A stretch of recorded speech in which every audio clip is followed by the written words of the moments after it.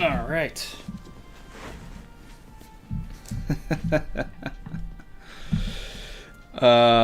How's everybody doing? Here we go. Let's start this savagery.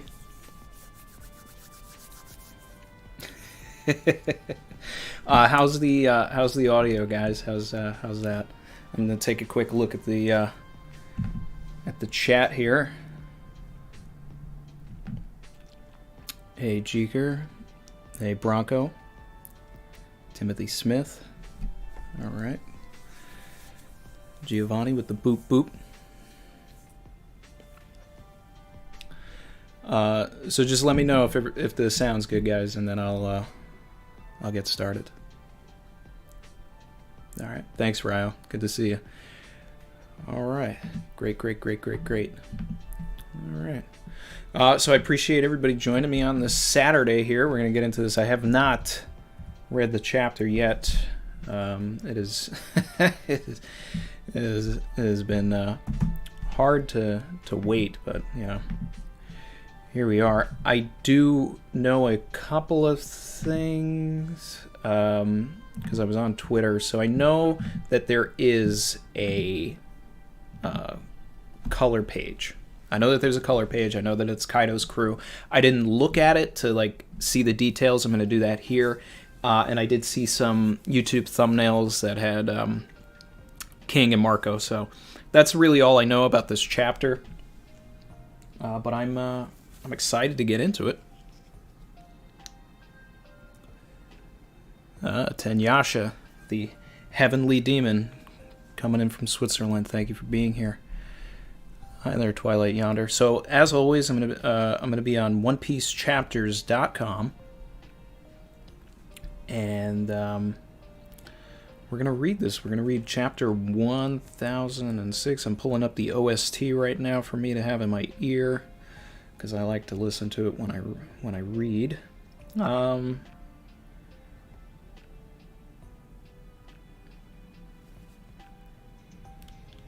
right, I'm all set. And yeah, so as always, I'm gonna let you guys know, where I am with it. Not really gonna be reading everybody's dialogue, but then after that, we'll have a chat. We'll talk about it, and we'll see where where we're gonna go from here. Okay, everybody ready? Here I am, chapter 1006. Wow, Luffy, Law, and Kid made the front cover of Jump. That's exciting. That's hype. Alright, now I'm on this color page. This color spread is awesome. I saw a small thumbnail of it on Twitter. I was like, oh, no, I don't want to see anymore. To this day, I still feel that Ulti's colors are a little, weird. I really thought she was going to be green. I like how this is hyping up Who's Who, because I've always felt that, this guy is going to be way more important than we think. So to have Who's Who all the way in the corner, and Black Maria also, that's very interesting to see her getting, as prominent a role in this spread here. Wow. Yeah, this is really cool. All right, what's the name of this chapter? I don't see the name of the chapter on here. Let me know in the chat. What's the name of the chapter? All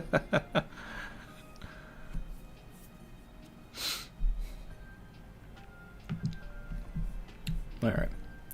I'm on page 1.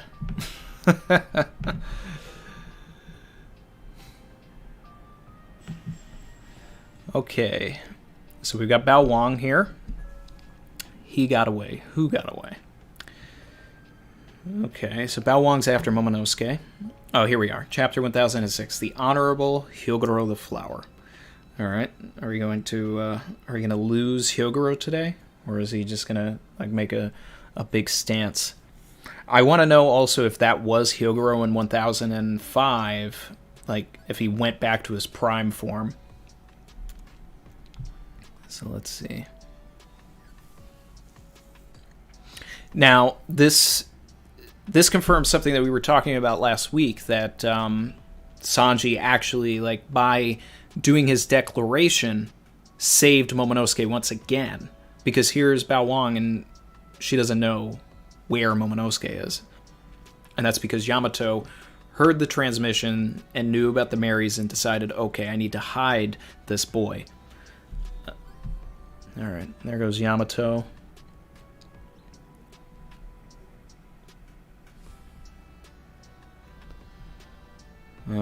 Someone's, I'm on page 2 now. Someone's sniping at Yamato.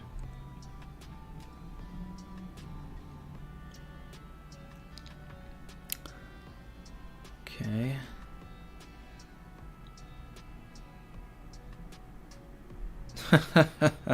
They can see Momonosuke through there? Is this like Usopp's type of hockey here? Alright. There's Sanji.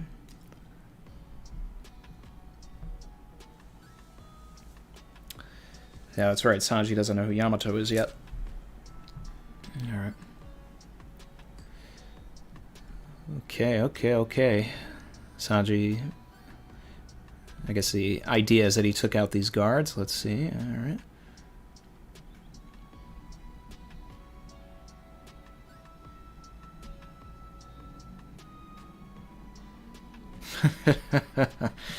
Yeah, big brain Sanji. Let's see. We finally get a shot of Onigashima to remind us that, you know, we're heading towards Wano. Based on this mountain here, it looks like we're getting pretty close.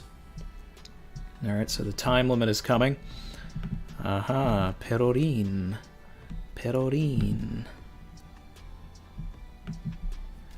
All right, I'm on. I guess this is page 3. Ah, I knew it. I knew that Keratin and Wanda would not defeat this guy. Because they looked way too good when they were fighting him. They got too many good hits in. But the thing is like, they have speed, right? But speed is useless against candy that can get you stuck. And I've been telling people for a long time, don't sleep on Perospero. Don't sleep on him. He's my favorite member of the Big Mom Pirates for a reason. Well written. Alright, so let's see here. Let's see.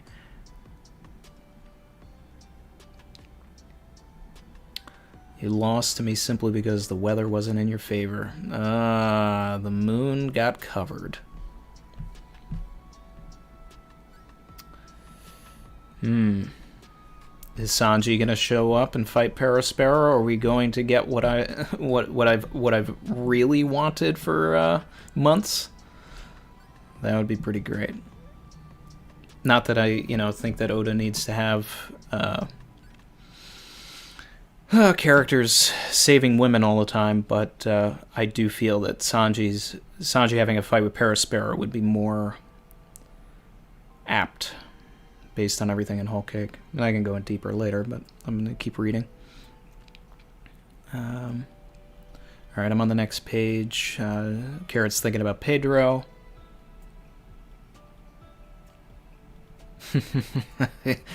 Yeah, Perospero's got some of the best lines in the series. I just gotta say that. Did you really expect to get a free pass after trespassing in our territory?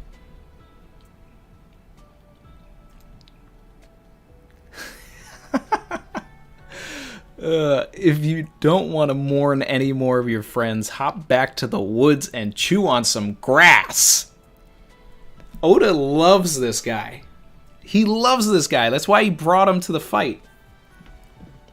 He gives him some of the hardest lines in the series. If you want to mourn, hop back to the woods and chew on some grass. Savage.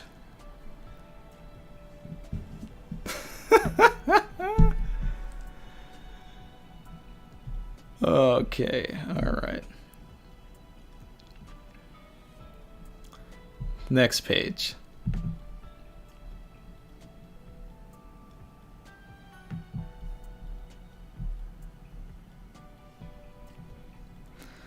Okay. We got these guys getting healed by Marco.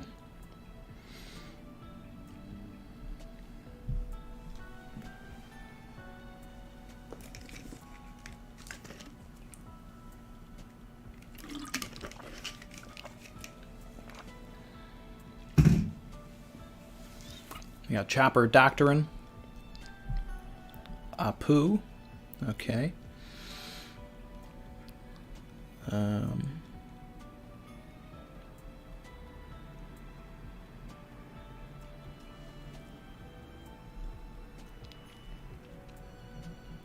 So it was Hyogoro in 1005. That's great. He somehow unlocked Prime Hyogoro.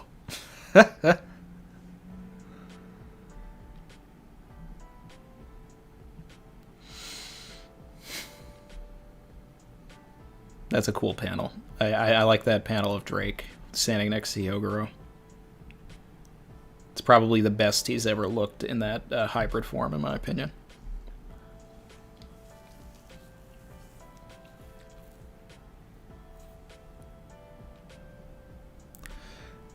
You know, I just got to say, where was Prime Hyogoro at the prison, though? I guess he was too hungry. I don't know. All right.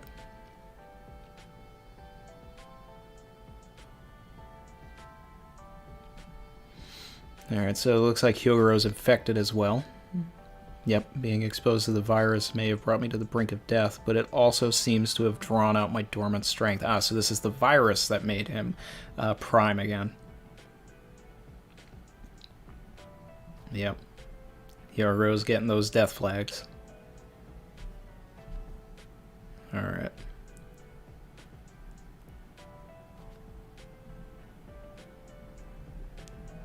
I'm on the next page. He's shouting at the Yakuza bosses.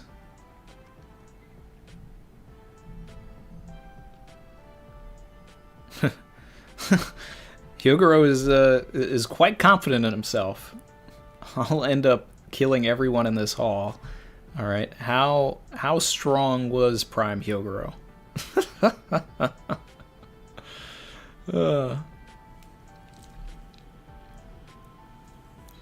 Alright, next page.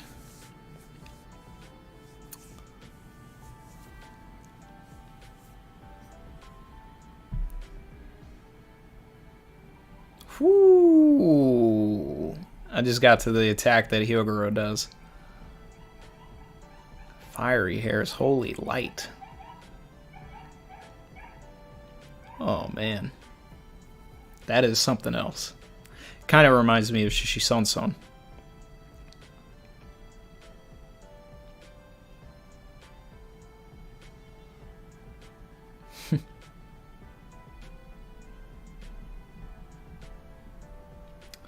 And I found myself an interesting protege. That's nice, I like that. Now I know Wano will see a new dawn. Okay, so we got Queen back here.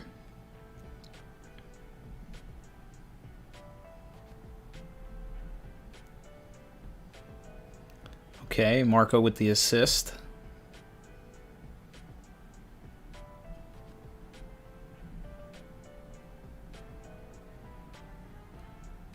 Okay, alright, this guy is still going toe-to-toe with two commanders. Is Queen firing like a laser beam out of his mouth? What? He had a machine gun, now he's you know, doing like a Dragon Ball Z Kai blast here. Whoo! King just sliced off one of Marco's wings. I'm sure he'll grow right back, though.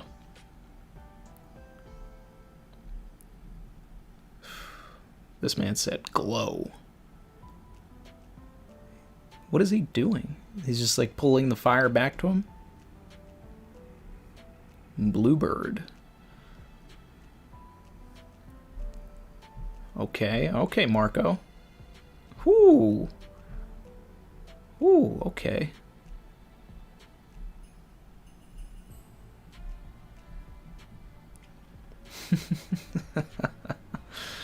This man's telling Chopper to hurry up.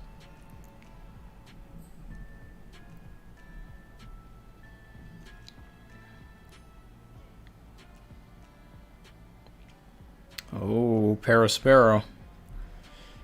Is he about to I swear, if Perospero like gets the jump on Marco over King and Queen, though.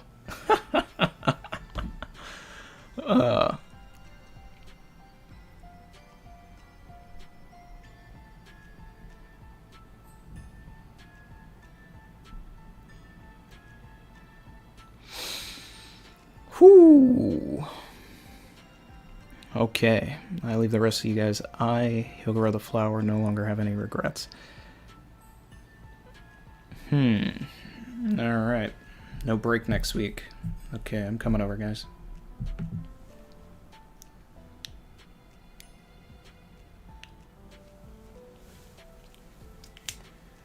Wow. Oh, we got a super chat. Julius Ellis. Thank you. Another Savage stream. Let's get it. Savage. I appreciate the 20 piece. Thank you so much. Yeah. Pull up the sound effect. Otherwise, it's, you know, what are we really doing here, right, guys?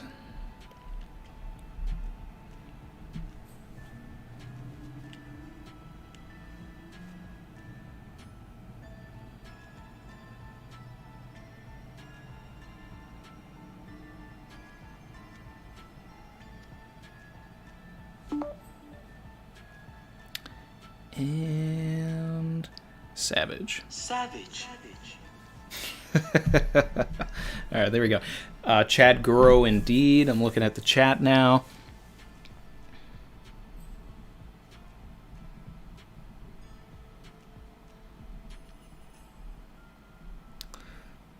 Chopper will make it. So with the way that the chapter ends, obviously there's two ways that this can go. Either one, he's going to die, which is the least likely in most situations, you know, when you think about One Piece. What's more likely is that Chopper shows up in the nick of time to heal Hyogoro. But I would prefer... I like Hyogoro. He's a decent character, but we need to up the stakes in this fight. So, if he goes, he goes. You know, to quote Rocky, if he dies, he dies. But I just don't see this being the moment.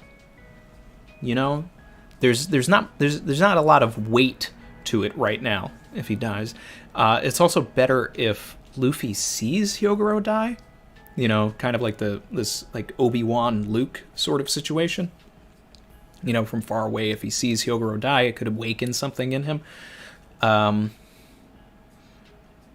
That's what I would rather see. That's the way that I could see Oda going with it. So, I think that Hyogoro will die.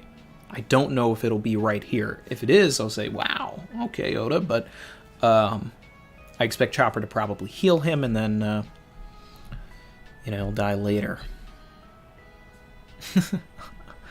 Fire in my laser. Shoop the whoop, yeah.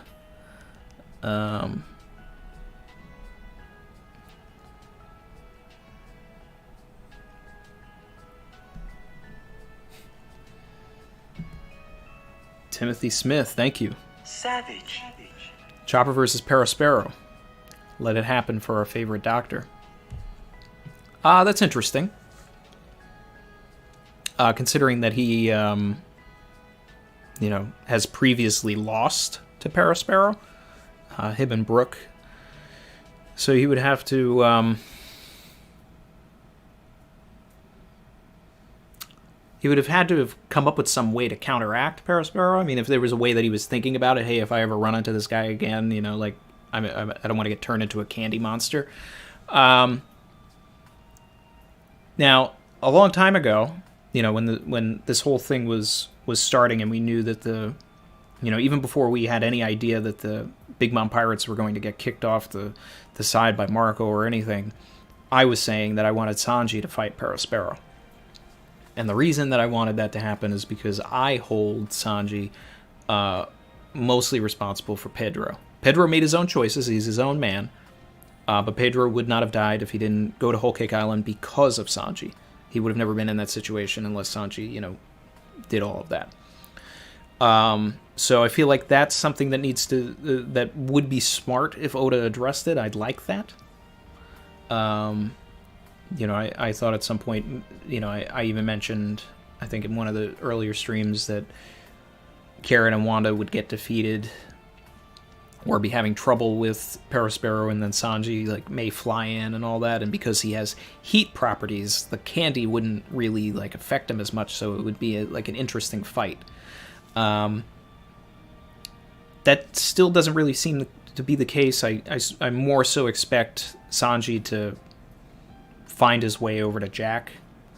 I know that there is so much foreshadowing for Sanji versus Queen, but I think that that's on purpose by Oda, and I think that that's the thing that he's going to subvert, and he's just not going to do the Sanji versus Queen thing. Or he's going to give Sanji a pre-fight, because I don't even necessarily consider this Black Maria fight even to the level of Khalifa. I mean, it was Khalifa 2.0, but even then he was at least blocking Khalifa's attacks.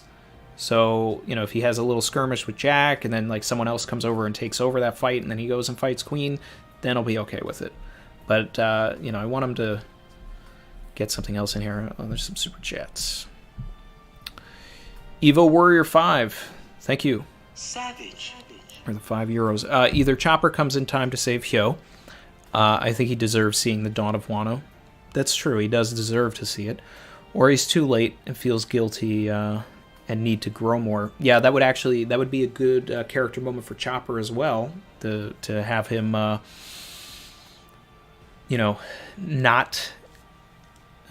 save Hyogoro, not be able to save some of these people, and then use that as motivation to get better with his doctoring. That would be good. It would also be interesting if Chopper, I don't think that he's at the level to fight Queen or anything like that, but, Queen did start all of this. I don't expect Chopper versus Queen, but I mean, that would be fun. It would be interesting, even if he didn't win. It would remind me of Chopper versus Hogback in the sense of fighting for the ideals of it all.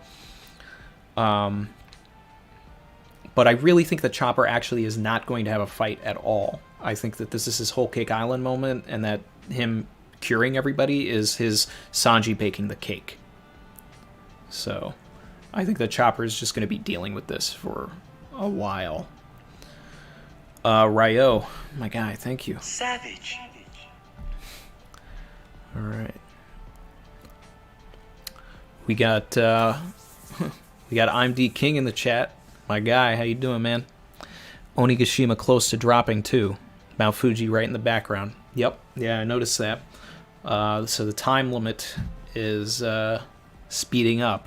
We'll probably, it'll be a few chapters, I imagine, before we actually get anywhere near landfall. But yeah, this was a pretty light chapter. We got a lot of setup. You're putting some pieces together. I don't necessarily care as much about the samurai as I do some of the Straw Hats and everything like that. So, but the Marco stuff, is great. Let's get, let's get more of that.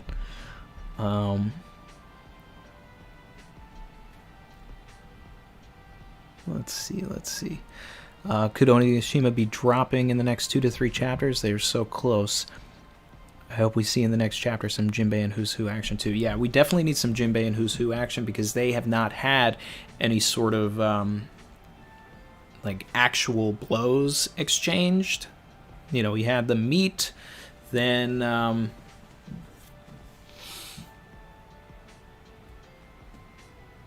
then we saw him blocking in the last chapter, and that was it. I want to see Who's Who in action, especially since this color page, this color spread in this chapter is hyping Who's Who to an unbelievable degree by putting his face bigger than anyone else other than Black Maria. Jim Phoenix. Savage. What if Sanji is meeting Hawkins next? Well, That's an interesting thought, and something that I haven't thought about, and that would be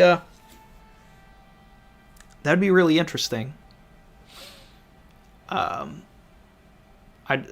be interested in seeing Sanji versus Hawkins. I don't necessarily know how that would go, but since Sanji is a cerebral fighter, it would be an interesting matchup. It would make for a good skirmish, like not like a full fight. Maybe like a half a chapter until something else like divides them up. And I guess there was like foreshadowing because Hawkins was chasing after him most of the, the first 2 acts. That'd be interesting. Sanji and Laoji related. Says Brandon King. That's funny.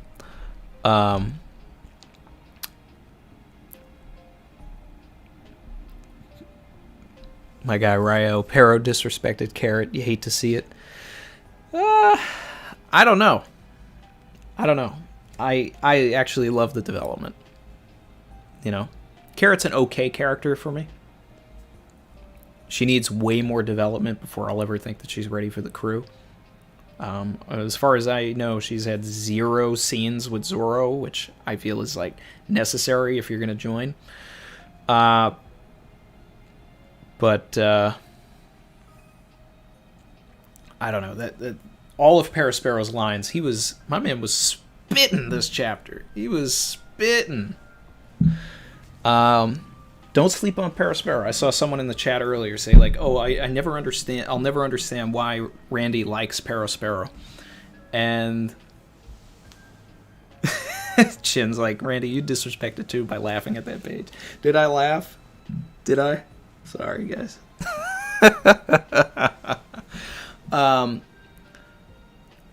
Parasparrow is an awesome character. He's like, you can, and I'm speaking as like a writer, right?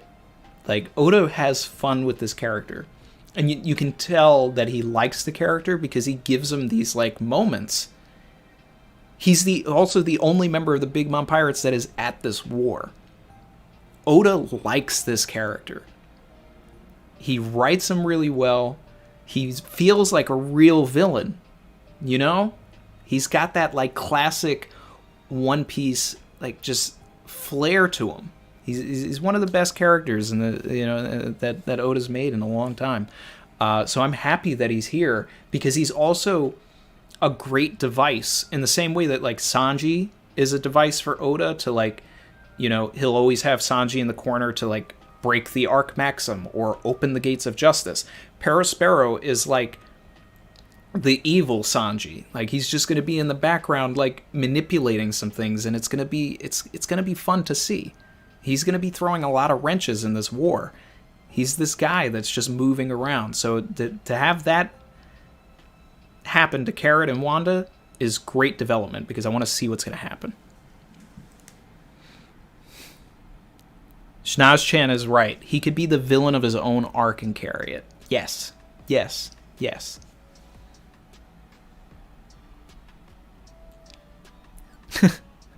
Reese is like, free Parasparrow. He did nothing wrong. It's true. You had some guys show up and this guy's, he just pulled up to this guy's house and was like, chopping down trees and stuff. Of course, he's going to use his candy. Let's see what else the chat's talking about here.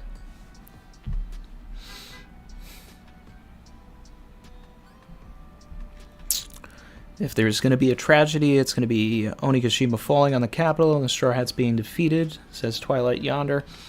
Yeah. I mean, I would love for Onigashima to actually drop, but I still, like I've been saying, I still want Momo to try and hold it up, even if he fails. I want to see him try.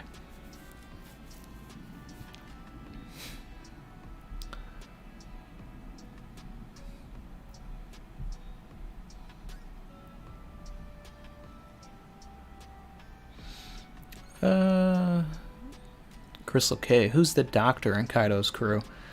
That's a good question. I mean, Queen is definitely the anti-doctor. I don't even know. Put your guesses in the chat. Who's the doctor of the of the Kaido pirates? The Beast pirates.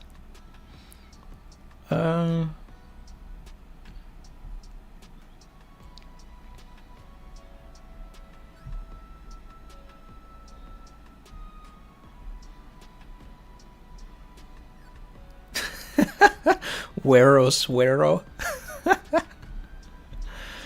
Beware the Candy Man. Loggy Doggy, thank you. Savage. What the bleep are the Big Mom children doing? It's a great question. They're definitely not on Onigashima, though.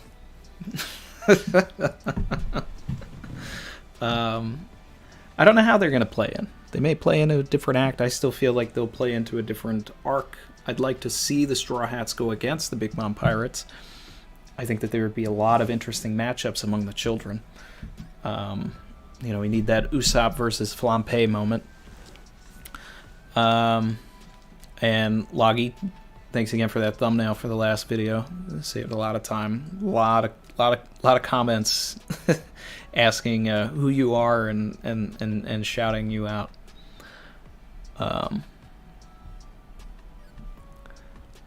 Let's see. AJ1218. I like to think that that Big Mom sees herself as the hero of her own story, and her and her kids rarely outright kill because they see themselves as building a new world. Yeah, that is a good point.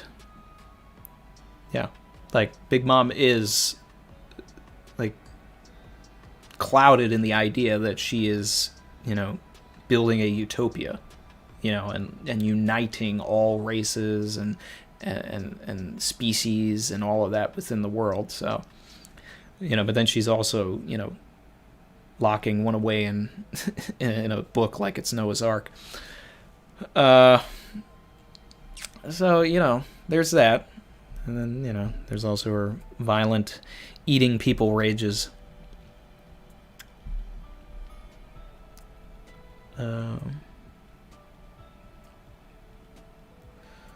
Usopp versus Bao Wang. That's interesting. Especially if that was her using her eye to like see inside of to see Momonosuke.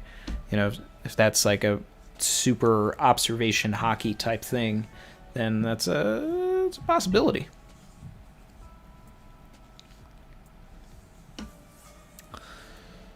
Triple Threeville caught a stream. Love the content, Randy. Thank you. I've seen you shout me out on Discords and stuff, so yeah, I know you've been rocking with me for a while. Appreciate that.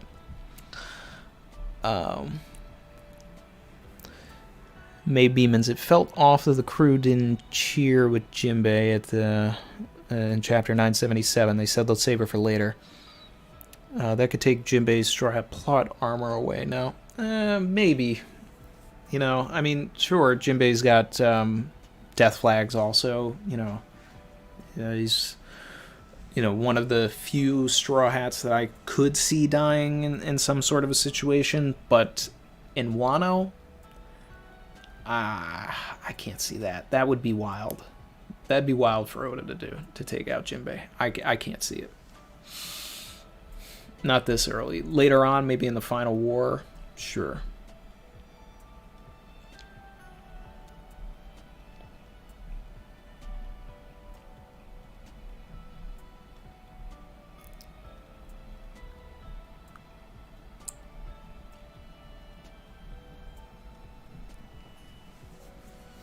Wheezy Bird, thank you. Savage. Oda foreshadowing Luffy versus Kaido sky clearing clash. In the panel with the with Onigashima heading towards Mount Fuji. Let me take a look.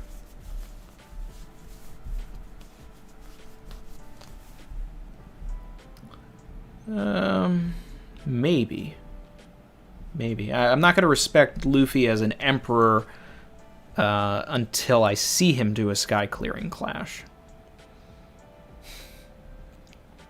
So.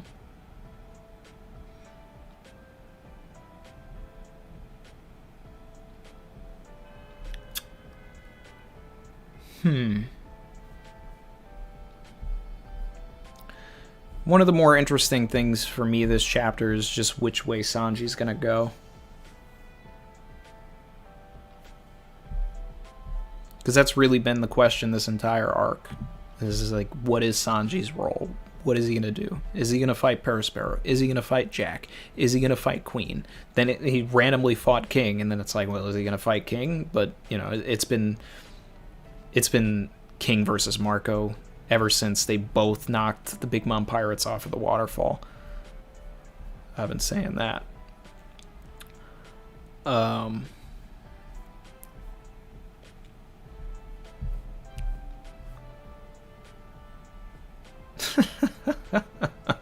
No, Marco was giving King and Queen the business this chapter. It's great. That's great. He's done more here than he did in the entirety of Marineford in one chapter, I think. He was basically playing defense in Marineford.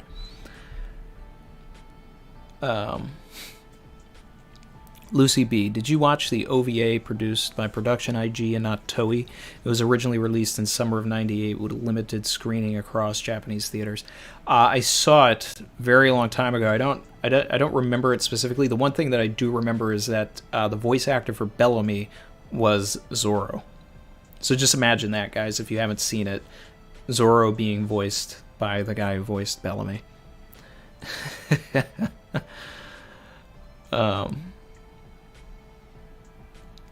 Yeah, that was. I'm pretty sure that was before the anime came out. It was almost like a test pilot, and it was a very simple story. It was just Luffy, Zoro, and Nami. Right? That's the one you're talking about, right, Lucy? As it predates the official Toei anime by 1 year, this OVA features markedly different animation and voice actors. Yeah. The animation, especially like Luffy's stretching, was way different. Yep. Atomic Ambition, Bellamy the Goat, you know it. Shout out to Bellamy on the shelf.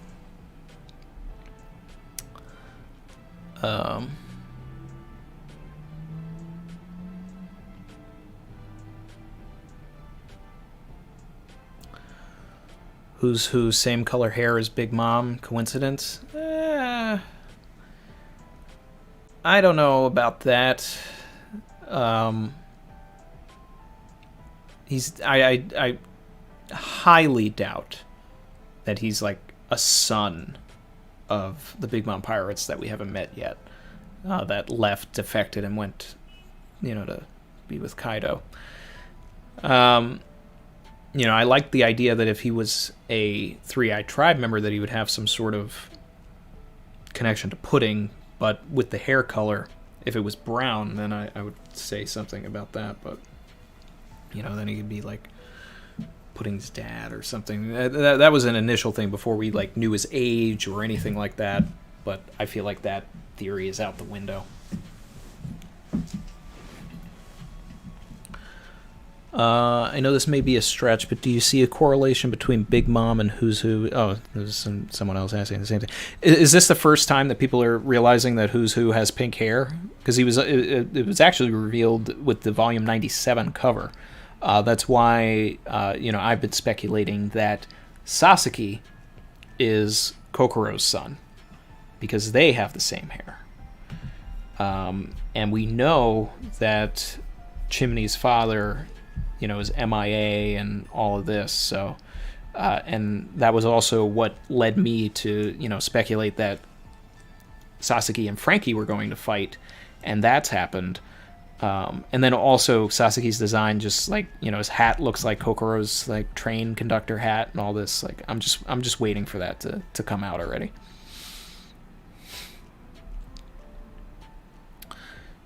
Hood Spirit, Luffy's Sky Clear equals Sulong round 2. That's interesting. That's that now taking that. Now I see where you guys are coming from. So if Luffy can clear the sky with the Clash, then the moon will be open up and the Minx can transform again. That's interesting. That's interesting.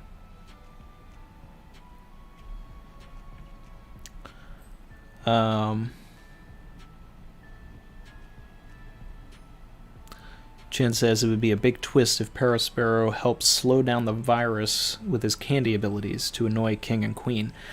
That would be interesting. But I see Parasparrow more as an independent agent at this point. So, I mean, he could do that, but I think he's more he's always going to be against the Straw Hats.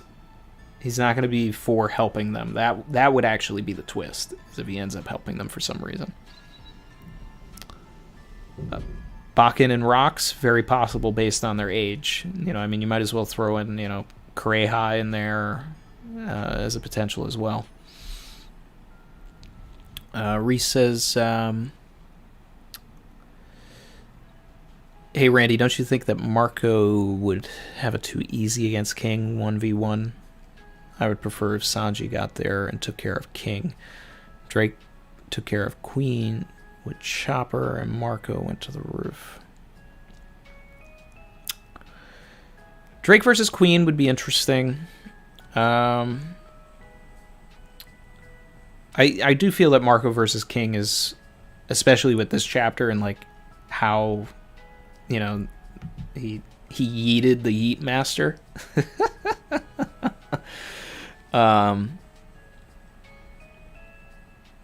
Yeah, I think that's also why Oda is like bombarding him with both of the commanders. So what I see is, since Parasparrow has made it clear that he wants to interfere with this fight, I think that Parasparrow is going to do something to Marco that's going to allow either King or Queen. That's going to allow either King or Queen to hurt him, and dismantle him from the fight for at least a little bit while he heals. There's still also the the folklore of the Phoenix to begin with that has yet to be explored in this story. And Oda wants to do all of that. And obviously a Phoenix rises from the ashes, so there's never been a moment in the story yet where Marco has died and then been able to resurrect himself. So at some point, I could see that happening.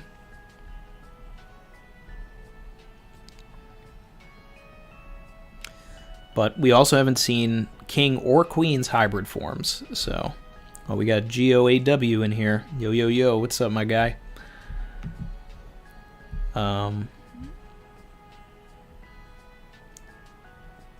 Random thought, with CP0 there highly increases the likelihood of Marines entering the raid. Maybe Fujitora? Potentially, but, I kind of see CP0 acting against the Marines for the benefit of the Celestial Dragons. Obviously they're here for the weapons. They're here because they're in, some sort of a partnership with the Beast Pirates and, by extension, Orochi. The Marines, they don't really have anything to do with that deal. That deal is happening way above their pay grade. It's happening in the shadows and all of that. They're financing these wars against the benefit of the Marines. Almost, in effect, making the Marines needed by fueling these wars and then sending Marines to go and, break it up and all that. That's ways to, keep money funneling from the towns, protection, tributes to the Celestial Dragons. Hey, we control the Marines. We'll, continue to have them, protect you or whatever if you can continue to give us tribute. I could see stuff like that.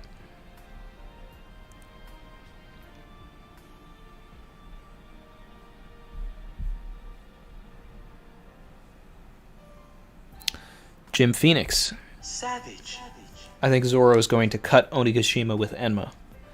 That would be one of the most outrageous things in the entire series. I mean, I know he cut Pika, which,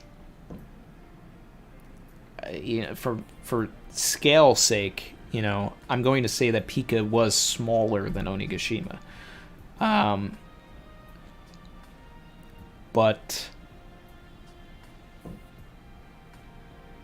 Man, I mean, he already cut the horn, which was ridiculous and cool. I don't see him doing that. But also, the reason I don't see him doing that is because there's the potential for him to cut everybody that's inside.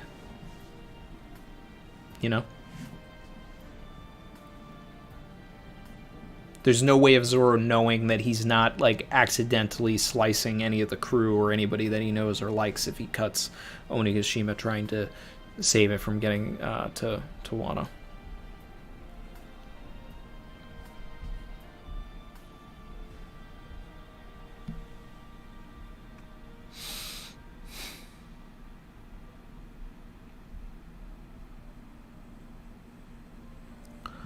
Let's see. Gio, my guy. Savage. Appreciate the super chat, my man. What do you think about the idea that Sanji finds Carrot defeated? Then Carrot tells him Peros did it, and he goes super ultra simp and one-shots Peros. So I actually talked about this a little bit earlier in the stream about how, like, I've always wanted Sanji to fight Perospero to begin with. Even before before Marco even kicked the ship off of Onigashima and we didn't know who was coming and whatever. Because obviously Sanji's got his heat and everything, and Perospero's got the candy. Sanji can melt the candy. It would be a good fight. But from a, like, from an even deeper standpoint, Perospero really didn't do anything wrong as far as Pedro is concerned. Pedro made the choice to, off himself. But Pedro would have never been in that situation if it wasn't for Sanji. So I feel like it's Sanji's fight to fight Perospero at some point. If it doesn't happen here, in Elbaf, if that's the way that the story goes, whatever. But I feel like Sanji needs to confront that and needs to come to terms with the fact that, like, we had that little bit of dialogue between Carrot and Sanji about Pedro, but I feel like that's Sanji's thing to sort of avenge that, whether it's something that needs to be avenged or not. And I also see them as two sides of the same coin because they're both sneaky guys. I've always wanted this to be the case. I want Sanji versus Perospero. I would love for him to find Carrot and then go and take out Perospero.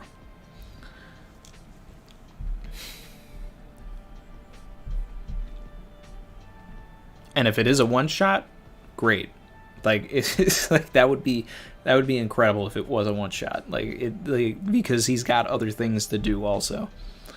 Don't want to drag it on too long, but I think that it wouldn't be a one shot because I think it needs to be like Sanji gets hit with the candy, because he wouldn't really know that Perospero's power is candy to begin with. But then you could use the fire.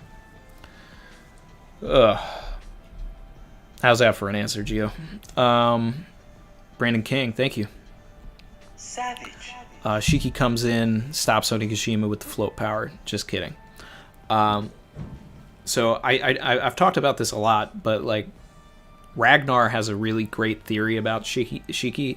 I don't see it coming true now, but like when he made it, it was kind of a mind-opening one where it's just like, wow, could this really be the thing? Could Shiki really be the guy that's like pulling the strings behind all of this? But ultimately, I just kind of think that Shiki was a character that Oda planned to bring into the story at some point. But then all of the things that he wanted to do with Shiki, he gave to the movie and all that. But he's like rehashed a lot of it with Kaido, and he's kind of turned what was Shiki into Kaido without the the float power. There's the whole 20-year thing. Shiki had all of the beasts. Kaido has all the beasts. There's a lot of similarities. And Ragnar's video goes into it way deeper than I'll go into right now. Gio, it would be great for Sanji after how down bad he's been. Yeah, so he's gonna get his win. I've been talking about this. Like I really don't think that he's taken any L's to begin with. His character is growing, it's evolving. He has arcs, and that's more than we can say for a lot of characters. And he's also the alley-oop master. He sets things up for people. He lets other people get their wins. And then he gets his own as well. But that's the thing that, we absorb this as weekly readers, right? But Oda doesn't write this necessarily as a weekly experience. He's thinking about it as a volume experience. He's thinking about it as an arc experience. So that's where sometimes, when we're taking all of these things in and we're looking at it from this weekly lens, and even if we're speculating or we're theorizing or we're looking at everything, these wins and loss mentality and all of that for going into the chapters, it's fun. It makes for good takes on Twitter and all of that, but when people take it too seriously, that's when it sort of gets toxic in the community. But Sanji, as always, is going to pull through by the end of this arc.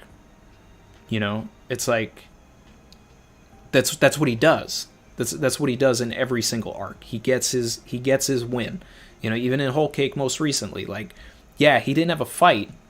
And a lot of people were salty about that, but he actually did have a fight. He had an internal fight with himself, and he's the reason everybody got away, because he baked that cake, which is his dream. Sanji is a cook. He's a fighting cook, but he's a cook first. So, but here we're in a war, okay? And then just like in Eni's lobby, there are things that are going to pop up that he's going to have to deal with. And that's what he's going to end up doing. He's the guy that's going to open the gates to, the gates of justice to let everybody escape. He's the guy that's going to, get whatever keys are necessary to get you out of some cages. He's going to be the guy that Oda can use and put in whatever place he needs to be to get someone out of trouble when they need to. He's not the guy that goes in the front lines and immediately, just giving smoke to people like, some other characters in the story. Lucy B, thank you. Savage. Where do you think the last red where do I think the last red poneglyph is? So obviously there's like the Mark of the Phoenix theory. I've watched it. It's interesting. If you haven't seen it, there's the island that Drake went to right before the time skip happened, and we knew it was Kaido's territory. And there was the guy, why is his name escaping me? The robotic guy. Someone give it to me in the chat. My encyclopedia is running wrong right now. But we haven't seen that guy in all of Wano, so we know initially there were thoughts that island was actually maybe Ringo, when we finally got to Wano, because it was a snow area. And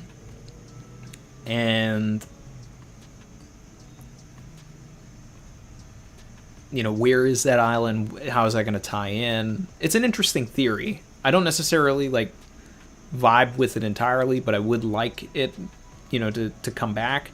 It's also the place where Caribou's cover story takes place. And then Drake shows up and kidnaps him and all of that. I think the poneglyph is on Wano. Until I know otherwise, there might even be like a deeper chamber in the castle. There may be another hidden area on Onigashima, but it is possible that it is somewhere else completely. Oh, Scotch is the guy's name. And oh yeah, everybody's saying it. Yeah, Scotch. And so it's possible. It's possible that that's the thing. But if you want to, if you haven't seen Marco the Theor's theory on that. Check it out. It's an interesting thought about where that poneglyph is. But even beyond that, Oda could surprise us. But there has been a lot of foreshadowing for that particular island that we don't even know the name of. Could it come into the play into the story at some point? That it would be interesting. Ultima. Savage. Thank you. I'd like Moria to avenge his crew. Also, if Queen made the mech animals, whose side do you think the II Devil Fruit user is on? Beast Pirates or CP0? So I'm not sure if it is a Devil Fruit, personally, because I feel like that would be... I feel like that would just be like a complete copy of Viola's Devil Fruit.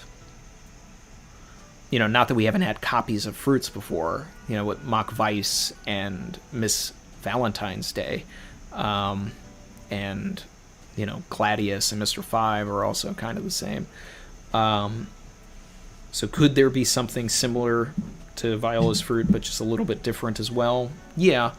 But I don't think that Oda's going to rehash that as soon as he did. I mean, that was just the last one, 2 giant arcs ago, so it hasn't been that long. It sort of implies in this chapter that the eye stuff may just be like a hive mind observation hockey. And, we could be getting like some Skypiea level mantra type things here where, we're actually being able to sense where people are, but beyond that, we're able to see them instead of just hear them, maybe. Kind of overpowered if that's, something that hockey can do, but we don't really know. It's possible that Queen made the mech animals. It's also possible that Vegapunk made the mech animals. It's possible that Queen and Vegapunk have some sort of history together since Queen knows Judge, which would then tie him to Caesar as well. But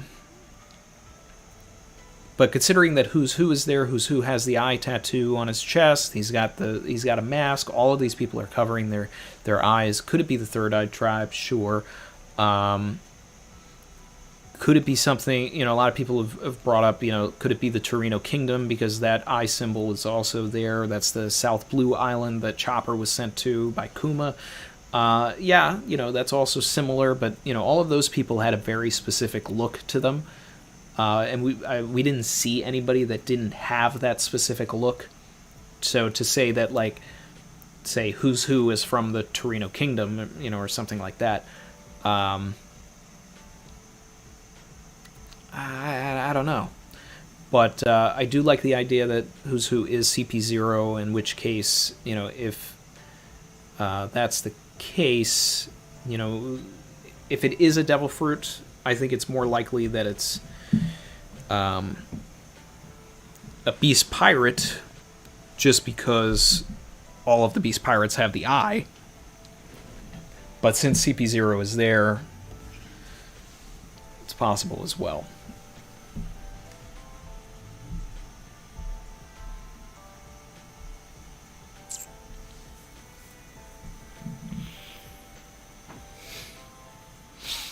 Reese, I just think that Shanks has the last word poneglyph, and that Luffy will fight him as the last test to make sure he's ready to go to Laugh Tale. The way that I see it with Shanks is like the second they see each other, I expect I expect Luffy to want all of the smoke, and he's just no hesitation. He's just going to go right for Shanks with a punch. And they're going to, test their might. And they're going to have a little bit of a fight or whatever, and then they're going to start laughing. And I think that that's how, the Shanks and Luffy re-meet is going to happen. There's going to be, this, fake anger going on. Or, this fake intensity. It's going to be real or whatever, and they're going to, exchange blows, but then they're going to laugh, and, it's going to be, them having a good time. Lucy B. Savage. I meant the one that was originally on Fishman Island. Gotcha. Sorry. So obviously we know that we have the one that's over at Zoe. We have the one that Big Mom had. Kaido's got one. It stands to make sense that Shanks would have it. Because...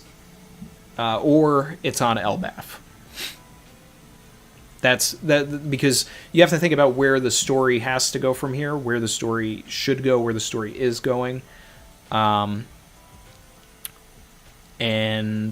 we know that at some point we're going to go to Elbaf. So it stands to reason that the Poneglyph would be there, especially since it's a community of people that have been, alive for centuries and all of this, and there's a mystery around them as well. But if there's someone protecting it, or someone that's holding it, then it makes sense that it would be Shanks, because, there's the whole thing with him and the Gorosei, and it seems like he's maybe even trying to... He wants Luffy to get to Laugh Tale, but he wants Luffy to be the one that goes there, not anyone else. Like, he's betting on Luffy to be the guy that Roger's been waiting for. So I could see him protecting it from the likes of, say, Kaido and Big Mom, and by extension Blackbeard, who will also want it. And then if there's the whole thing that people think that Blackbeard and Shanks are going to fight, and Blackbeard takes it from him, who knows?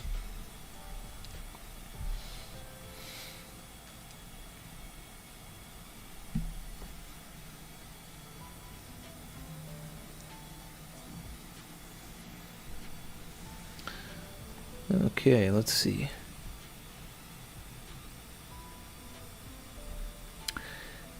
PB Tenchi, they released a map of the One Piece world showing Elbaf as the next island after Wano. I still need to see that map. I know that it exists. I know that it came out. Eva Warrior says the map wasn't canon. Okay. Well, I'll still take a look at it at some point anyway.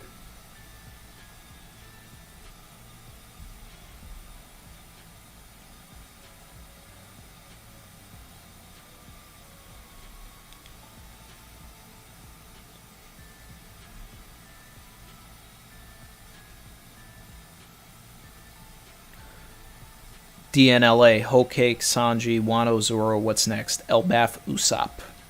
Yeah. I still want, clarification on some of the Straw Hats, I want to know what island Nami and Nojiko were from that Belmir, got them from. I want to know who Nami and Nojiko's parents actually were.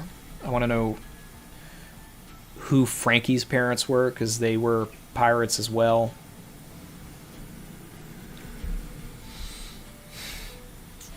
I want to know more about Brook, in what country he was a guard for the king for. I want to know what happened, what Robin's time during the revolutionaries was like, and why they didn't teach her hockey.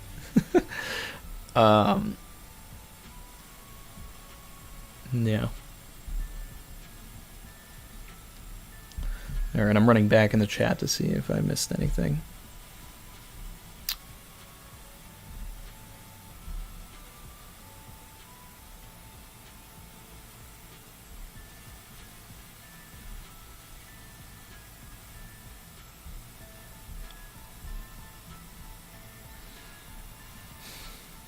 Oh yeah, and then a part of Ultima's thing was I'd like to see Moria avenge his career. I still feel like Moria has stake in this fight, which would mean that Blackbeard would probably show up if Moria did, which would just make this go nuts, this arc. You want to talk about agents of chaos, like Paros Barrow's an agent of chaos right now. Having Blackbeard show up would be ridiculous, but I could see Moria actually helping the Straw Hats and, sort of being a part of a faux Enies Lobby, not Enies Lobby, Impel Down, team up type thing.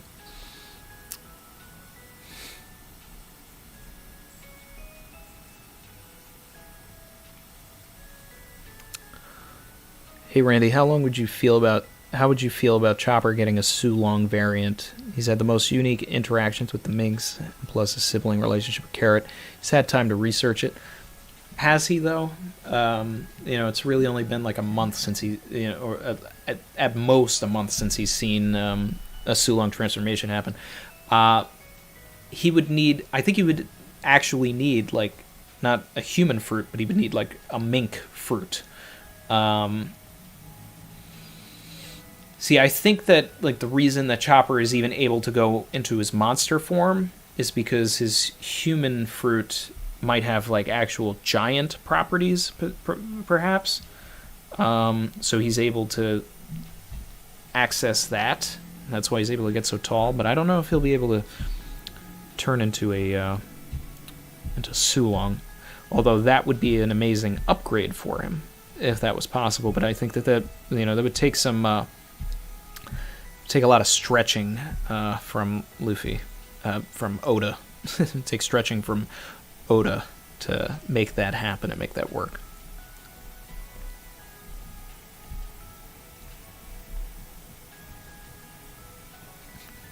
Kagemusha, Rockstar would wreck Luffy. Yeah, Rockstar would wreck Luffy with his 80 million berry bounty.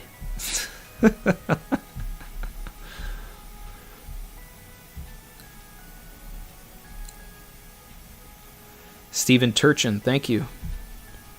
Savage. What do you think happened to Germa? Do you think Perospero will encounter Sanji and reveal it? Ooh, that's interesting. I've always just thought that Germa probably got away, especially if Jinbei got away as easily as he did. But I think that there is more to that story actually, and that Jinbei's probably, just focused on everything at hand here with this fight, to, break any sort of bad news to Luffy or anything about that. Or even to Sanji if something, bad happened to the Germa. That would be an interesting way to even make the fight between Sanji and Perospero even more personal than it would be.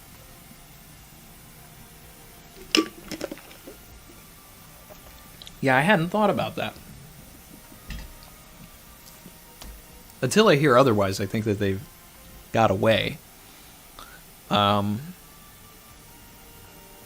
man, that would be an interesting thing to see.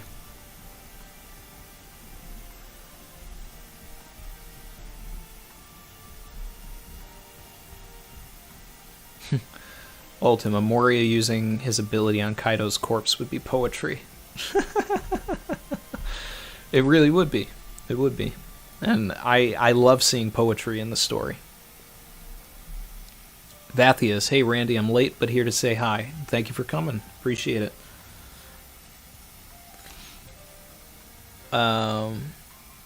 Corin Brown, Carrot and Zoro have interacted, just not a lot. I guess at Zoe, but like since Zoe, when have they interact? I mean, they had that little fight. The introduction to Carrot was a fight between her and Zoro. I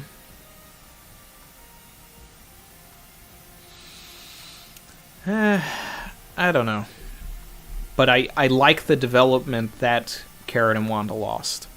It makes Perospero more menacing, more villainous. It would have been too simple for them to win. And when it's too simple, it's never that simple. That's like, Kobe going to fight Hancock. It's not going to go the way everybody thinks. Hancock's going to lose.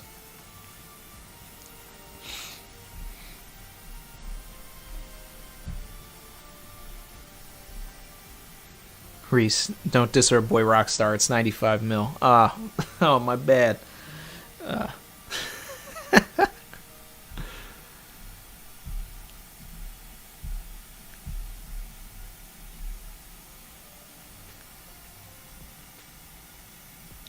Matty Wolf 8. I feel like Sasaki could not only be Kokoro's son, but also Tom's son. I say this because Sasaki and Tom are stocky and they both have shoulder tats. So it was pretty much confirmed by Oda and SBS that Kokoro had a human husband and that Kokoro was actually just Tom's secretary, and that their relationship was completely platonic, which is not the vibe that I got when reading the flashback or even watching the anime. I thought that there was a little more going on. But gotta defer to Oda. He says that it was just his secretary. Who knows, you know. Yeah, unless she was, unfaithful. We'll see.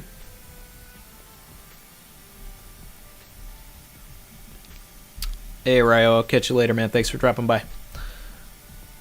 Yeah, exactly. Perospero got a $700 million bounty. 700 million berry bounty. And that's what I said when they were going to fight. I was like, if Carrot can actually defeat Perospero, then she is bounty-wise better than, 90% of the crew. So I knew this wasn't going to happen.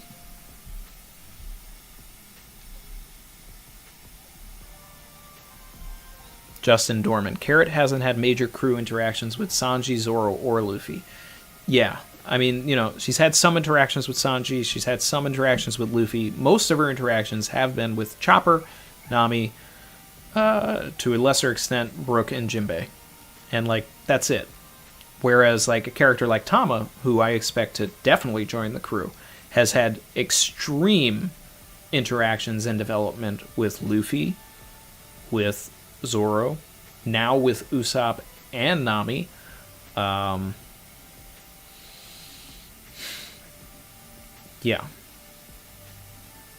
Who else? Chopper. Yeah. Rode with Chopper all the way to Udon. Who hasn't she? I guess Frankie she hasn't really interacted with. Robin was more Team Otoko. Yeah. But there's still time. She's been in the story for less time than Carrot. What's my favorite flavor of glue? Asks Paul Anderson. That would be Elmer's because it's non-toxic, and we keep things non-toxic over here. But I'm also not a glue eater. Reese, I think that the Supernovas will lose at the end of Act 3, and Marco could be the turnaround for the fight, healing them and helping them to fight Big Mom. Now she has enough souls. Maybe. Yeah. There's a possibility for that. And then Marco doing that big heal could be the thing that takes him out of the fight. That he's giving all of his energy to them and putting faith in them. Will Chopper fight Perospero? I really don't see it. I don't see it because Chopper already lost to Perospero. I mean, I guess if it's I gotta avenge my, sister, Carrot. Yeah, I mean, I guess from that perspective, maybe. But that's a big reach even for Chopper. That's a big reach. Katarina Castro, do you think Kinemon will die in the Wano arc? He's got huge death flags. I think that he's had death flags since we met him. I think that he will, but not until he's had some sort of a moment with his wife. He's in my top 3 of people that could die in this arc, and those 3 would be Kinemon, Hyogoro, and Denjiro. And I say Denjiro because he did a bunch of shady stuff all through the 20 years, so it would be poetic for him to, sort of redeem himself from that. But then there are also things about folklores and yokais that everybody should know as well. And that's Ashura Doji is based on a story called Shuten Doji. And we know that Ashura Doji, his alias was Shuten Maru. So, that's no mistake by Oda. All of this stuff is on purpose. And Shuten Doji, long story short, is really just a story about a guy who dies. He gets decapitated in the story. So Ashura Doji, huge death flags based on the folklore. Now there's also, for those of you who have seen the movie The Ring, and you know the girl that comes out of the well and all of that, that's a Japanese folklore as well. And do you know what that folklore is called? About this dead girl in the well? Okiku. So yeah, the ring is based on the folklore of Okiku, and then we have the character Okiku, who has now lost an arm, and I don't think that Oda would kill Kiku after taking her arm, but the folklore would say otherwise. All right, back to the chat.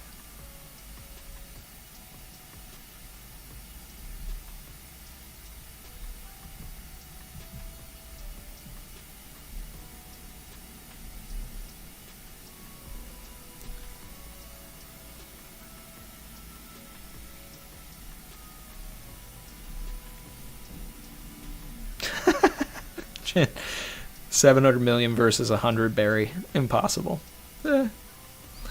Kagemusha, honestly, I don't see Chopper fighting in this arc at all. Yeah, like I said, Chopper's just doctoring.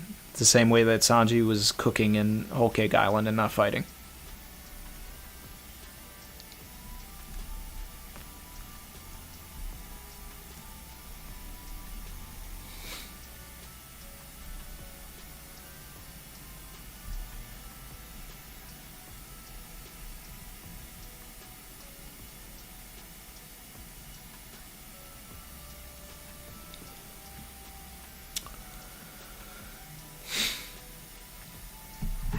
Has it been... Okay, sorry. So, Gianluca says, will the battle between Luffy and Blackbeard be a depowered brawl due to the Kurozu and Haki power negation? So, was it proven that Blackbeard can negate Haki as well?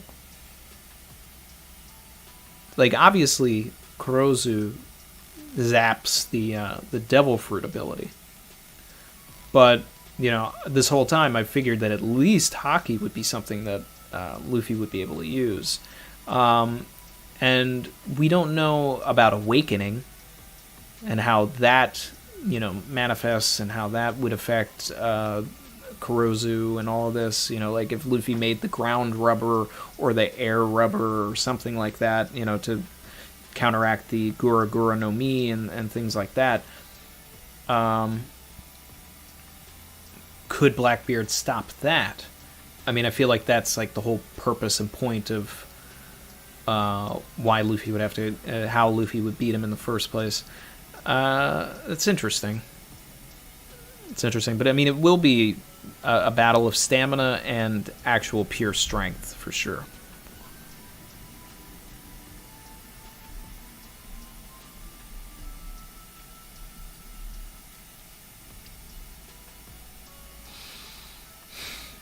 Yeah, Izo could die as well, Kagemusha. Oda loves taking arms. He sure does. Got a lot of people in the arm club.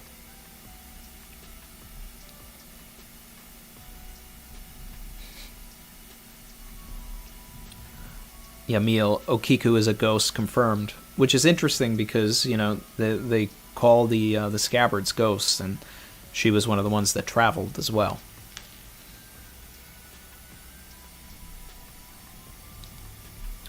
Capital B, what does Tama add to the crew? I don't get the Tama for Straw Hats. So Tama would be the apprentice, the beast tamer. The apprentice in the same way that Shanks and Buggy were for Roger. Luffy's emulating Roger all the way, so it makes sense that he would take Tama and Momonosuke after Wano and let them be his cabin boy and cabin girl apprentices on the ship.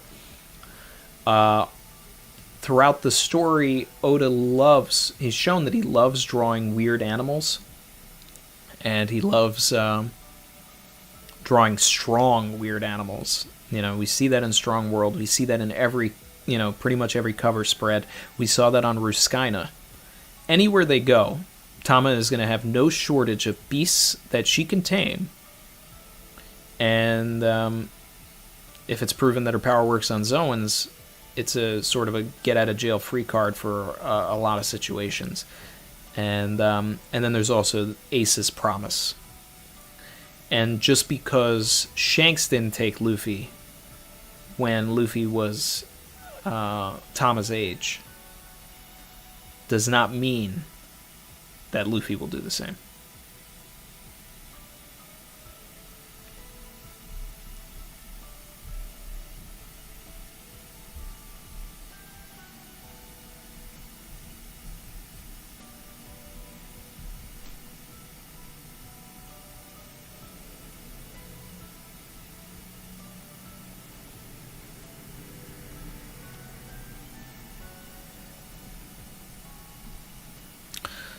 Bronco says, I think Sanji would be the one to discover CP0's actions in Wano. After all, I never looked at Sanji as a fighter, but more of a spy. He is strong, but it ain't his main characteristic. Stealth Black proves that. Yeah, I've talked about this. Ever since CP0 was revealed to be Ano Nigashima, I've said that it's very likely that Sanji could have some sort of an interaction. You know, he could be invisible. He could overhear a conversation that's going on between them. We could learn tangentially some information about the Reverie based on Sanji's findings by like hiding in a room with CP0 or something along those lines. He is a spy, and he needs to do spy things, and this is the perfect opportunity for him to do so. So yeah, I'm waiting for that. That's the way to move the plot forward beyond this arc, and that's probably Sanji's like true role, as it normally is that he's the one that's going to get us to the next arc by getting us that information from the Reverie.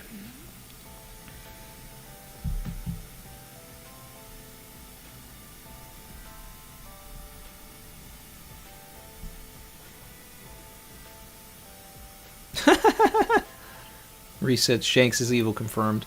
Took kid's arm out of spite. Like, no way is this red-haired pirate going around with both arms. Do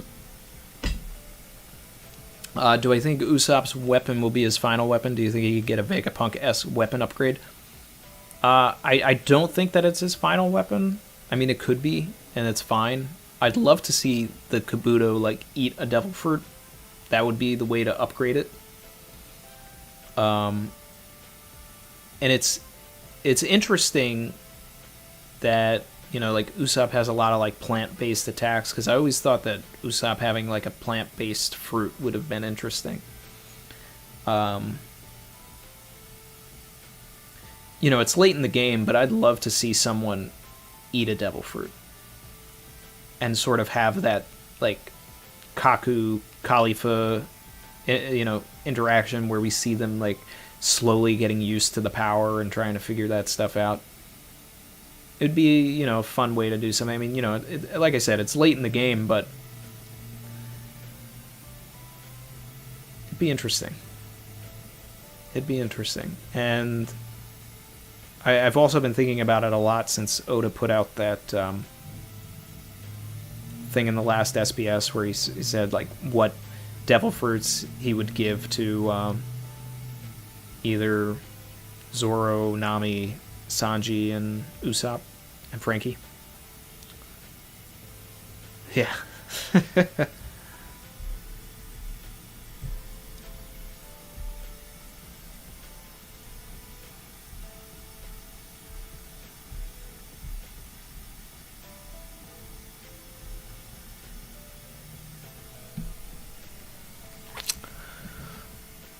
Jim Phoenix, all the Straw Hats should demonstrate hockey by the end of the arc. I agree. You can't. They're not gonna last against the Blackbeard Pirates or even in the final war if they can't. Why Fish? Hey Randy, how are you today? I'm good. Thanks for joining the stream, Why Fish. Thanks for asking. Thank you. Thank you for asking. I appreciate that. Yeah, I'm good. I'm good. Hanging out. Got some One Piece. Yeah. It's a good day. Good weekend. Oh, Galaxy. What's up? Say ha ha ha ha. Hashtag carrots filler.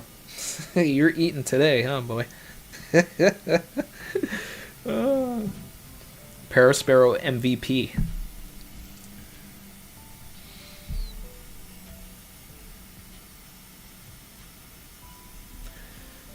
Do you think that Shanks will be defeated by Blackbeard and this will be the final loss Luffy needs to evolve enough to beat Blackbeard? Maybe. You know, I mean, if we're going for the... Like, I had talked about Hyogoro dying, you know, somewhere near Luffy and having the, like, Obi-Wan effect for Luke Skywalker. That could be the case with Shanks as well. I also see that being the case with Garp. I don't think that Garp survives the series. I think that he'll have an amazing moment, and I think that when we get the God Valley flashback, you know, we'll get a lot of context for Garp, and we'll find out how nuanced of a character he actually is. And if it's ever revealed that he is the leader of Sword, you know, that'll make him pretty great as well. And you know, but I could see Oda sending Garp off just like he did the goat. Shanks, I don't know. I mean, I guess it might be his role at some point to die,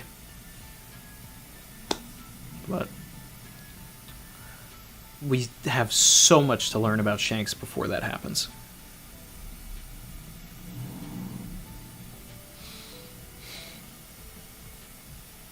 Glad to hear it, Yfish.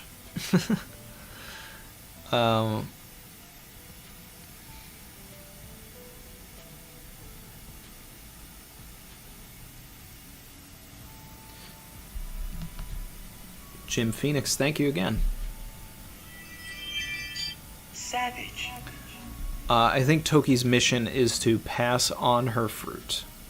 I don't want to see anybody else get the fruit. Because, look, as much as I love time travel, I think, you know, things start to get a little bit wonky. If we can utilize Toki's fruit effectively in a way that adds intrigue to the story, which I've talked about a couple of times, you know, like if she manages to send a couple of people into the future and we follow them, you know, say Luffy, and the raid is over and, you know, everybody lost and now Kaido and Big Mom have the ancient weapons and Luffy's got to find the crew again, you know, but at this point they went and trained and, you know, now they know hockey and all that, and Zoro's been the captain for a little bit. That'd be cool. And then, you know, even to get a flashback of their exploits and like fighting some other people and all of that, that'd be interesting. That's the only way that I would want to see Toki's fruit used, or to send Kaido and Big Mom a little bit into the future so that they can train, and then they got to come back when they arrive, and, you know, like take him out. But to pass on the fruit, nah. I don't want to see anybody else with it. Timothy Smith, Cotton Candy Love and Chopper are about to eat a whole new candy.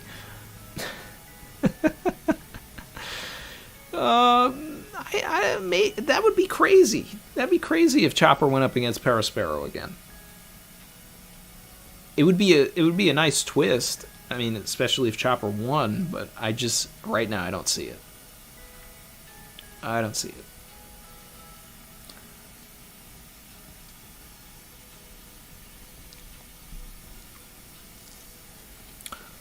Pavlos Uchiha. Do I have a young Whitebeard figure? I do. I have a mini one. I actually have a I'm going to. I ordered this like size accurate, really cool Whitebeard figure. I think it's supposed to arrive today. I've been waiting for it for a few months. Things have been taking a long time with the pandemic to travel and all that. But it has two heads, so it can switch between young and old. I'll leave it old, but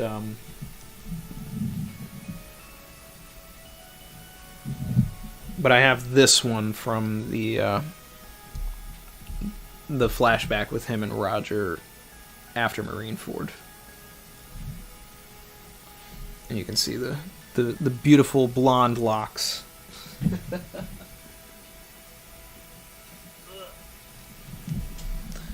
Yeah. Down below there is like a flashback shelf, and it's got a lot of flashback characters, and it's got, the Roger Pirates and everybody as a kid, and their mentors and all that.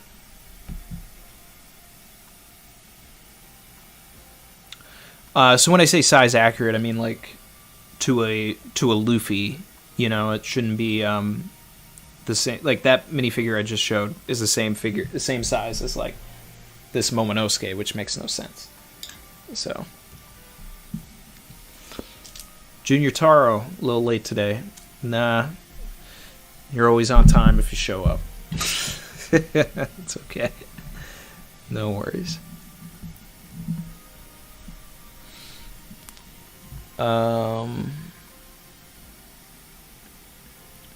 Who will Katarina Castro? Who will defeat Akainu? Garp, Luffy plus Sabo. Hey, Heavenly Demon, welcome to the party. So what I think is going to happen to Akainu is that I think that Akainu, until something else happens or whatever, I think that Akainu is like so stuck in his ways. He's so about absolute justice that I could see Akainu being a character that actually, offs himself. I'm serious. Like, I could see him getting to a point where he finds out about all of the shady stuff in the world government. He learns that, like, he's been following the wrong people, but he can't go against his own ideals or whatever, and he'll never, like, join Luffy or anything like that. And I think that there's some tension between him and Dragon as well, so that's why he kept calling him Dragon's son at Marineford. But I could see, just like Javert in, like, Les Miserables, he just, like, jumps into the water. He just can't take it anymore. He can't deal with his ideals. He's almost an unstoppable force, and he'll just jump in the water and drown. And it would be poetic. It wouldn't be satisfying for a lot of people. People would want Luffy to get that punch in, but I could see that being a way to go. But I mean, if anybody's going to do it, it's Luffy. If there's actually going to be a fight between someone and Akainu, it's Luffy. And even if Luffy, if that fight happens and Luffy wins, but like Akainu doesn't die, I could still see what I'm saying happen.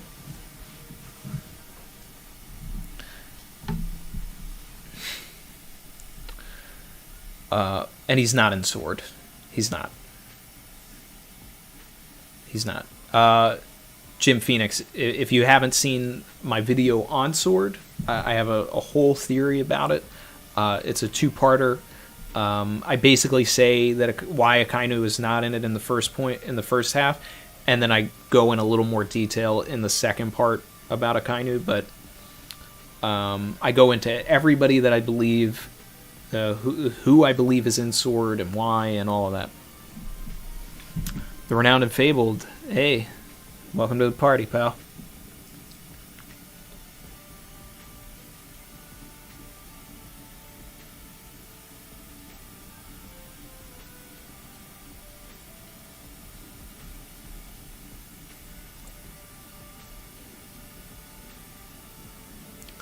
Capital B, what's your top 5 One Piece character?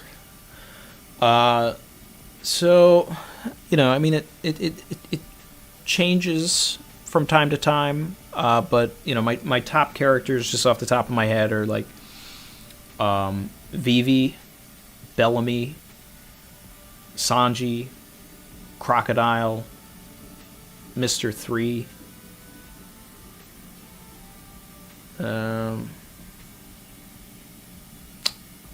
Frankie, Marco,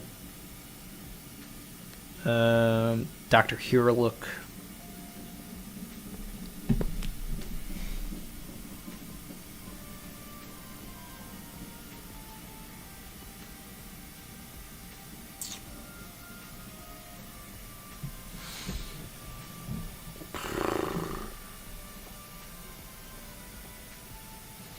buggy.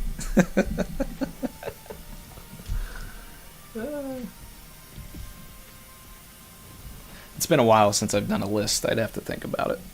But those are just a few off the top of my head. Geen. Yeah.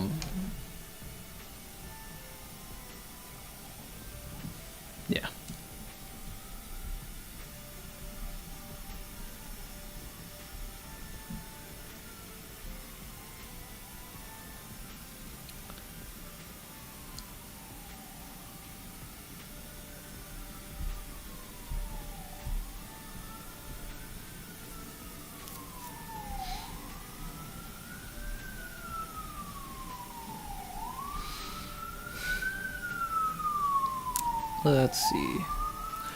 What if Toki's fruit has an ultimate technique much like Law's, and she changes Momo's inner time so he can save the capital being grown up in the... a lot of people want, like, somehow Momo to age up. And you're not the only person that's brought this up, Ruby B.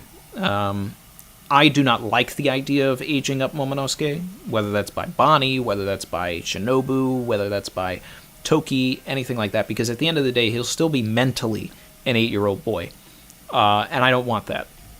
I think that he's got to grow on his own.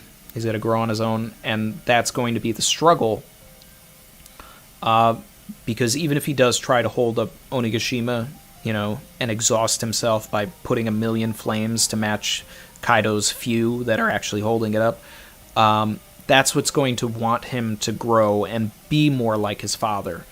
And he'll be committing a feat in that sense that,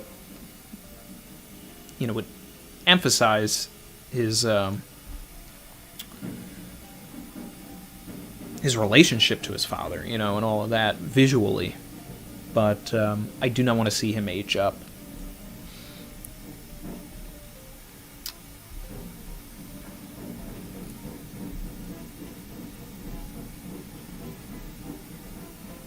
I think there's a parade outside right now. So if you guys hear like some drumming or something going on, I think that's what's going on.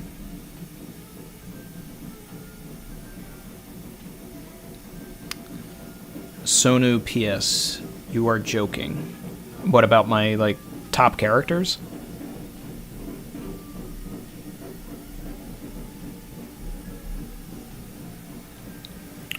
Ultima, thanks again. Savage.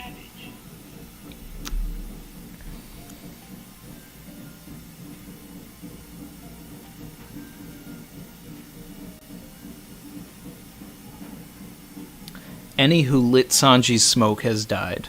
Who will be next? Watto's sword could get Toki Devil Fruit.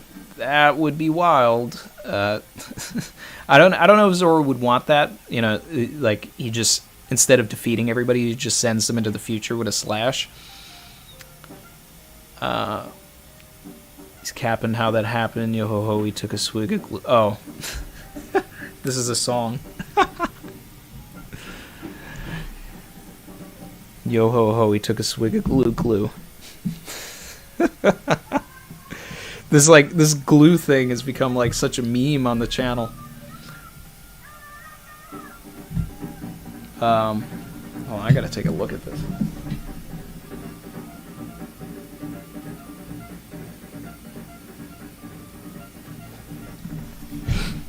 Yep, it's a parade. People are wearing clown costumes and stuff. It's kind of wild.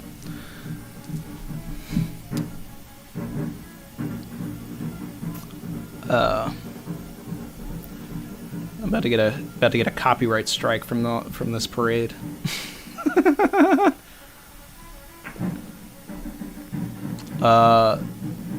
Triple Threevil, Professor Clover, most underrated character ever. I said what I said. That's a nice pick. I appreciate that. I like when people have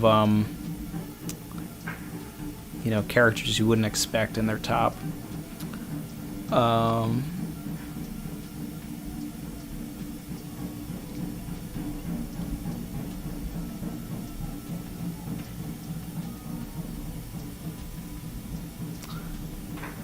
John Luca, is Robin the true narrator of One Piece? A lot of people have been asking these narrator questions lately.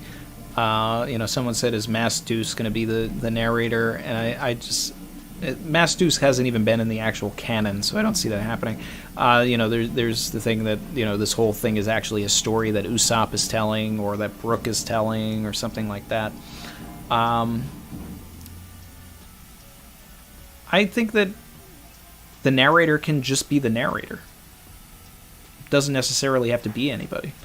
If Oda wants to do that at the end of the story, that's fine. But I don't think we need the narrator to be a person other than just to be a narrator.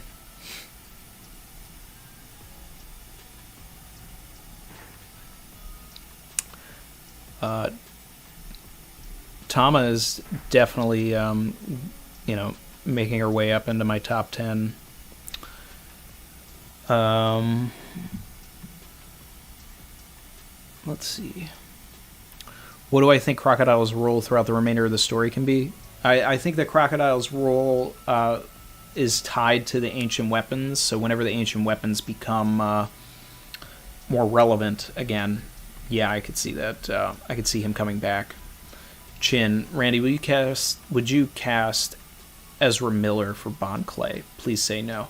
So I saw that trending on Twitter yesterday. I saw that even Stephen Maeda liked it.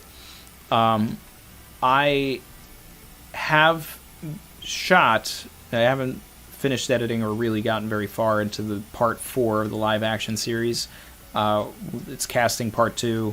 I have my casting picks for pretty much all of Baroque Works, and just a lot of like season 2 stuff just for fun. Obviously it's all speculation, and it's all just having fun because we really don't know much about the live action to begin with. But Ezra Miller is not the choice that I put for Bon Clay in the video. Would Ezra Miller be okay? Yeah, I guess. I'm not too big a fan of Ezra Miller as an actor. They were fine in the Flash, as the Flash. That was interesting. I've seen them in a couple of things. I've seen them in things that I really didn't like them in. I didn't like Perks of Being a Wallflower. I didn't like We Need to Talk About Kevin. So I don't know. You need when you're casting Bon Clay, and I say this in the video, so I'll just say my pick, so it'll be spoilers for the next video. But you need a character that is like instantly likable, and that's not even that's an actor. And there are a lot of people that are sort of like iffy on Ezra Miller. Like there's a lot of people that really just don't like Ezra Miller as an actor. And I think the goal of Bon Clay is to have a character that is just so unbelievably likable just as a person that like you're just stunned that they're a villain. You're going to need the same thing when you eventually get to Kaku as well, so that like that twist kind of plays off. But my choice, it's a little older. It's not the right age for the casting, but I'd like to see Jim Rash, who is the dean from Community, play Bon Clay.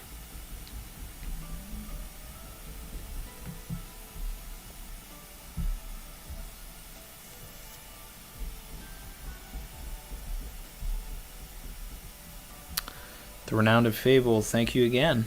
Savage. Which Straw Hat is most likely to commit a crime in real life? Nami. Nami. She's a thief. Yeah, let's see. And then Luffy, probably doing like a dine and dash.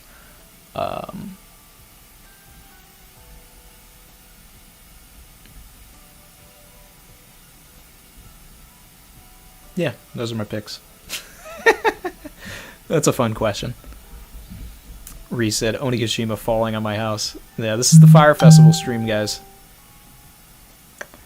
Drake, a parade during a pandemic, yeah. And they looked like they were 6 feet deep, but 6 feet apart from each other. But yeah, that's I know there's a lot of international guys in the house, so you guys can just keep shaking your head at the United States, and I'm not going to blame you.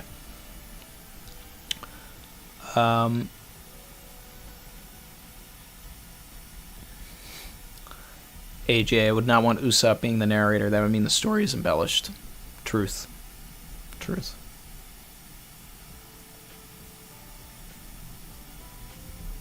Justin Dorman, what a great comment. Bellamy has the best character progression from Jaya to now, and is still not done. And I think followed up a Crocodile, as I think he joins the Grand Fleet. That would be cool.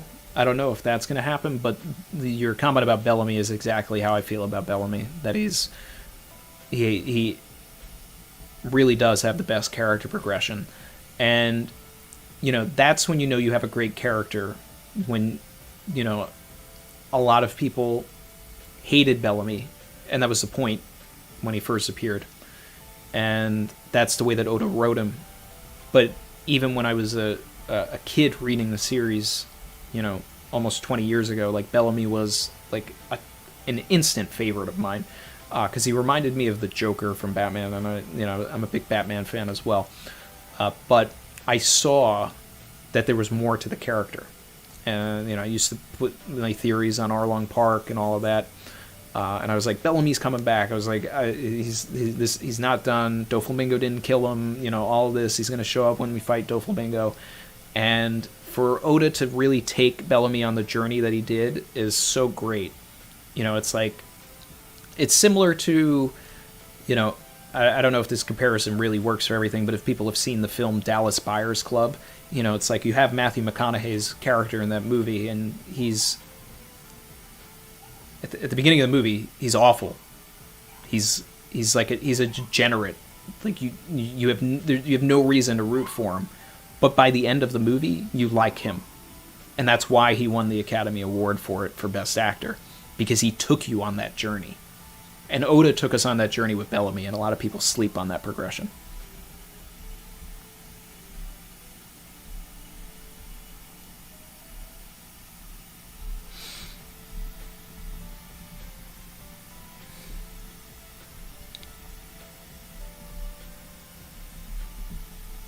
Do I think Das Bones can become a Black Blade? That'd be amazing. I mean, really all he has to do is use hockey, I guess. Do I think Zoro and Hiyori could be a real couple? I'd love to see it. I think they have great chemistry. AJ, thank you. Savage. Straw Hats who commit crimes before the crew. Zoro murder. Okay. Nami theft. Robin murder. Frankie grand larceny, and I mean, is all of his creations, technically were used to hurt people also. So, Sanji spying on women in the lavatory. Ooh, that hurts. Brook Jinbei pirates. No.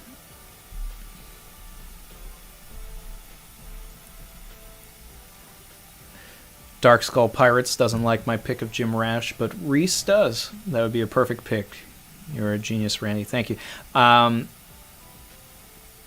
just see, like, Jim Rash is exactly the type of character that I could see in Impel Down shouting at the door to get Luffy to, get his act together and not have it seem like it's,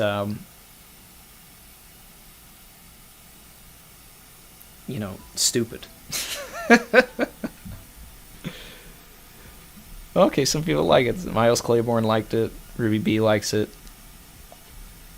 Yeah.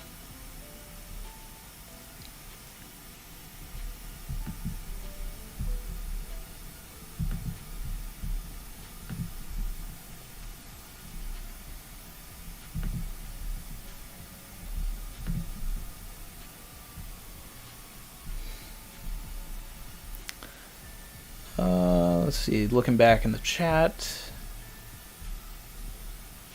Conrad, someone say Bellamy? No.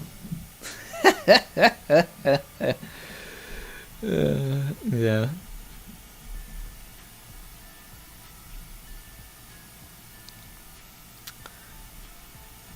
Yeah, Galaxy, don't sleep on Perospero. Oda keeps giving him great lines.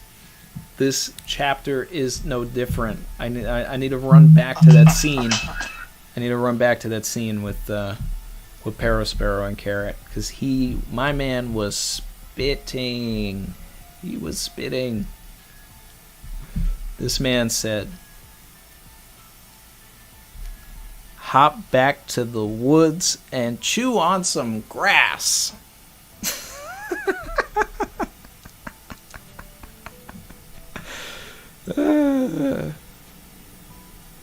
Hop back to the woods and chew on some grass. Like I don't know. That might even take the cake for best Paris. Like, up until this point, my favorite line was like when he you know when he slapped Judge with the "Who cares about the cries of a lamb before it goes to the slaughter." I don't know. This is the most savage thing he's ever said. Hop back to the woods and chew on some grass. Did you really expect to get a free pass after trespassing in our territory?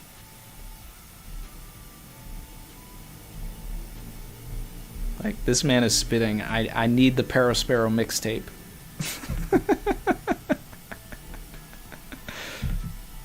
Let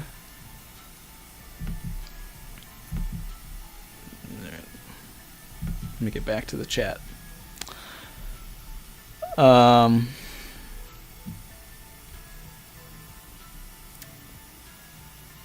Timothy Smith listed his top 5 devil fruits. He said, number 1, the door fruit, blue-nosed fruit, which is actually a really underrated fruit. I like that a lot.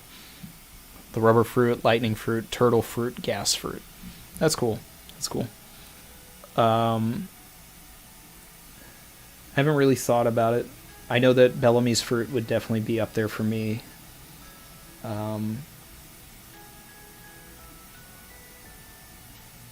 Law's fruit for its practicality. Aokichi's fruit. Marco's fruit. And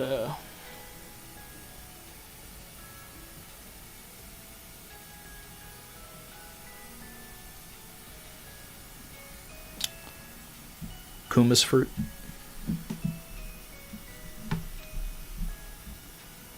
Kagemusha, Paulie from Water 7, such an underrated character. My guy Alisanto would love to hear that.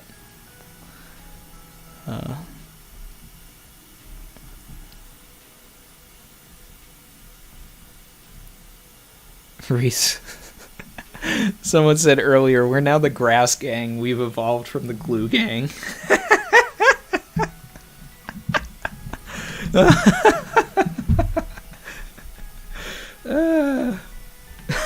I missed that, but I'm glad you told me. Lucy Brisk, who is even Jim Rash? Yeah, so when I put the video out, obviously I'm going to have an image of them, and like I'll have a little short clip of them so you understand who they are. If you've never seen the show Community, it's a comedy. It's also the reason why I say Ken Jeong for Buggy. Jim Rash is also on the same show. And Silas Finley, yes, Academy Award winner Jim Rash. Let me adjust my my titles here, because he is an Academy Award winning screenwriter as well as being an accomplished comedic actor. Yes.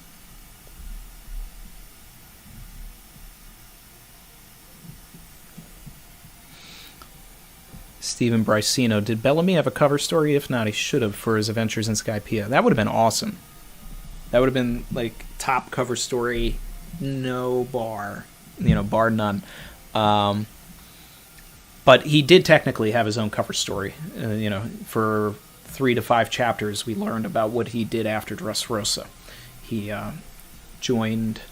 he went to an island and he learned how to become a dyer and a flag maker. So it's theorized that he'll show up, whenever the Grand Fleet does, because he does have Luffy's Viver card, and he'll have flags for Luffy and the Grand Fleet.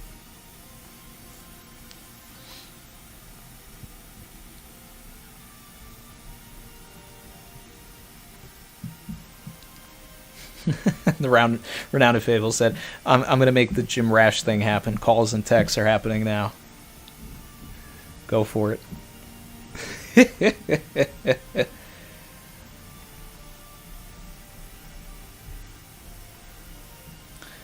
Let me see. Since everybody's asking who Jim Rash is, I'm gonna pull up an image of him. I'm not gonna play anything right now.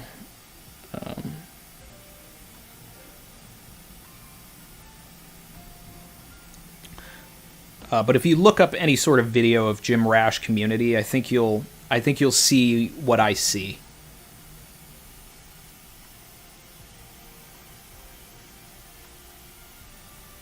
This guy. I don't know how this looks.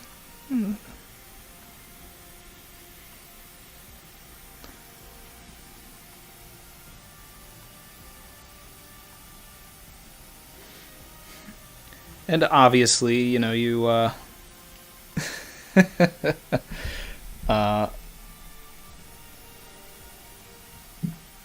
you know, they'll give him hair or whatever he needs.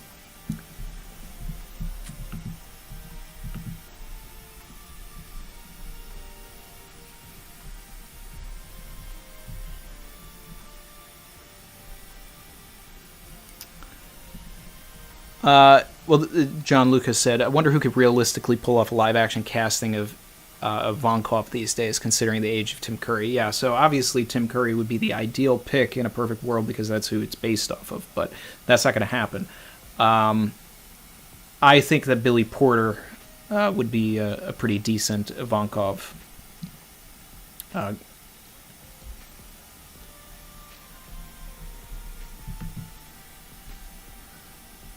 Let's make a trend on Twitter, Jim Rash for Mr. 2.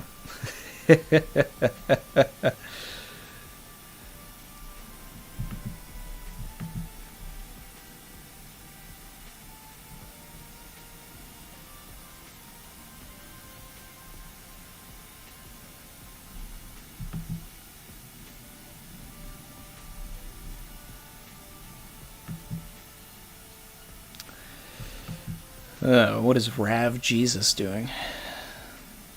You just want some attention? There you go, you got it. Sanji team up with Marco in a 2v2 fight would be hype, but him versus Jack for what happened to the Minx would be emotionally more impactful. It would be amazing too. The Hunter is coming back soon. Yeah, I can't wait to see the Hunter again. I could see Sanji teaming up with Marco. I mean, that would be cool because they're two of my goats for sure.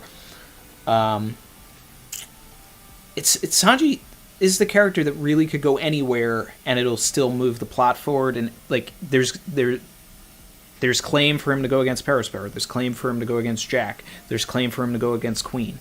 There's so much because Oda has been peppering all of this stuff in, and he's been developing Sanji so well that he really has beef with all of these people.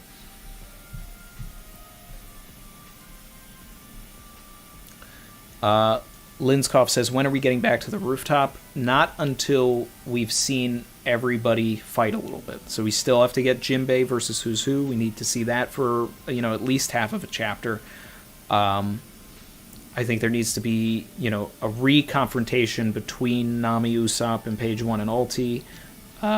We need to solidify what Sanji is doing, I believe.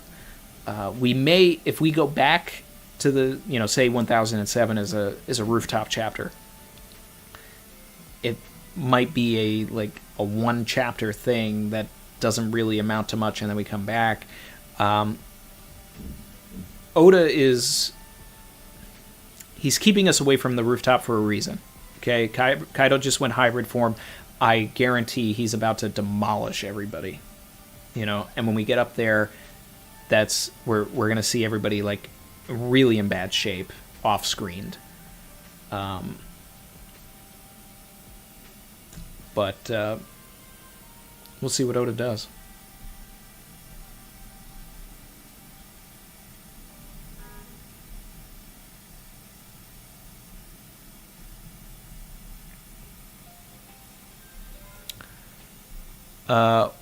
what's something I'm not a fan of in One Piece? There's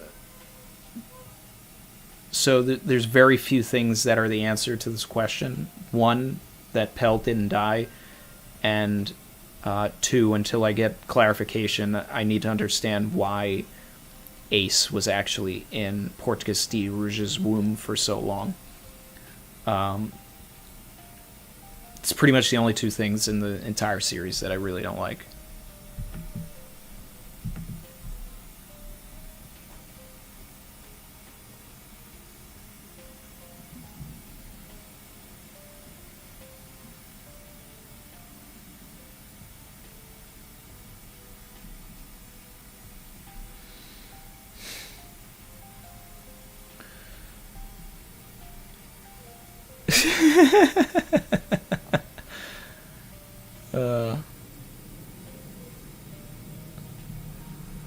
Appreciate the mods. Appreciate it. Appreciate you guys.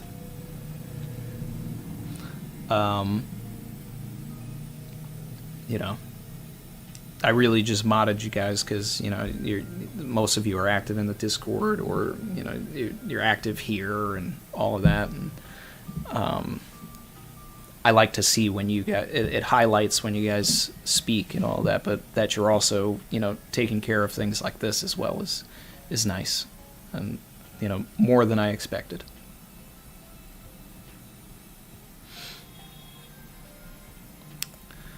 So let's see here. All right. So we're at 2 hours. You know, I like to keep these more around an hour, but that's almost impossible. I just get talking and I have fun, and then people ask me questions, and then I go on like a entire video's worth of ranting on it, and you know, but this is fun. This is fun.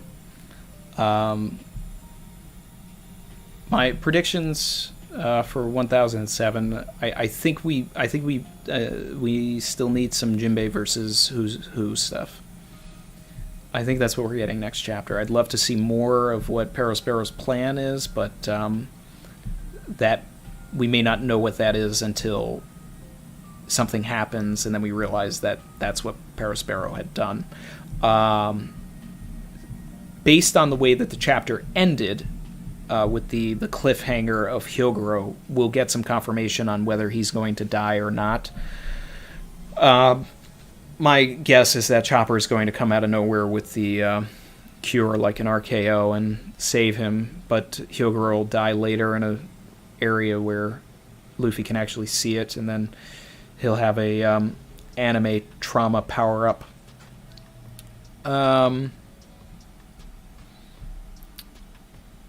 Sanji should solidify, you know, we should know which direction Sanji is going by, if not next chapter, the following one.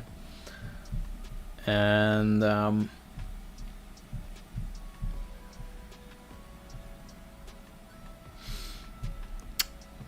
yeah, it'd be nice to see what's going on with the Tama group.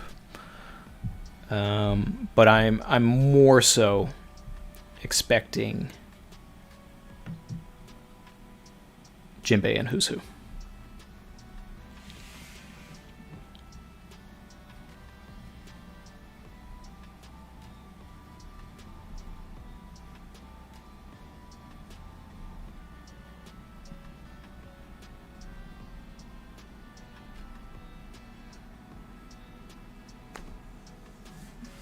Heavenly Demon, we love your rants and tangents. That's why we're here, Troy Boy. Yeah, the Troy Boy theories.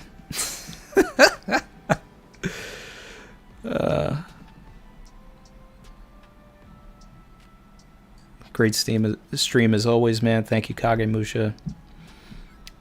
John Luca, thank you for these live reactions. Plenty of fun to discuss like this. Yeah, it is fun. Because like I've said before in countless streams, like I don't really... You know, I don't have a lot of people that I get to chat about this stuff with, so that's why I do this. This is so much fun. Yeah, let's see. So as far as next week I think I might go back to Friday. I've just been busy these past 2 weeks. And I was busy yesterday, so I couldn't do it when the chapter came out. But I don't like waiting to read it. When it comes out, I want to read it. But it's also fun experiencing it too. So I held back yesterday, and in doing so, I did know that Marco did something. But this really, in my opinion, wasn't even so much a Marco chapter. I'm glad the Carrot and Perospero stuff was not spoiled for me. I'm glad. That's awesome. Because that was the best scene in the whole chapter. And I'm a huge Marco fan. Oh, by the way, like I was listing my top characters. I might as well just throw Perospero up there too. Thanks, Reese. Love to Chrissy and Lil Mars. I'll spread that.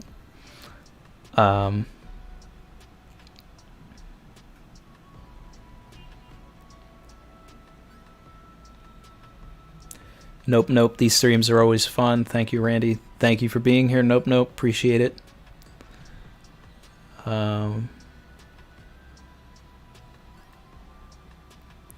Carrot and one. I got put in a spliff. Oh man.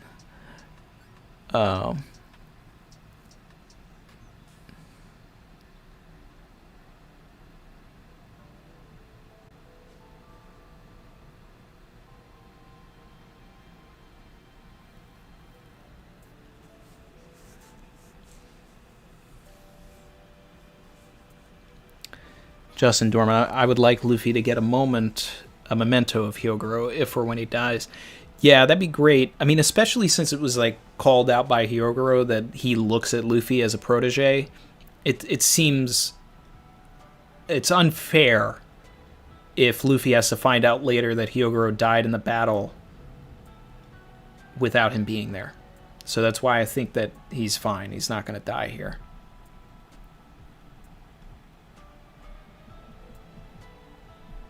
Why didn't Vision save Wanda from Perospero?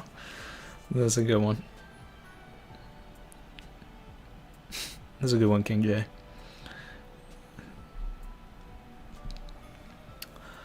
All right, guys. This was fun. It was fun talking about the whole Jim Rash thing. I mean, that video is already recorded, so I'm not going to be able to mention that we talked about it in this stream when I edit it. But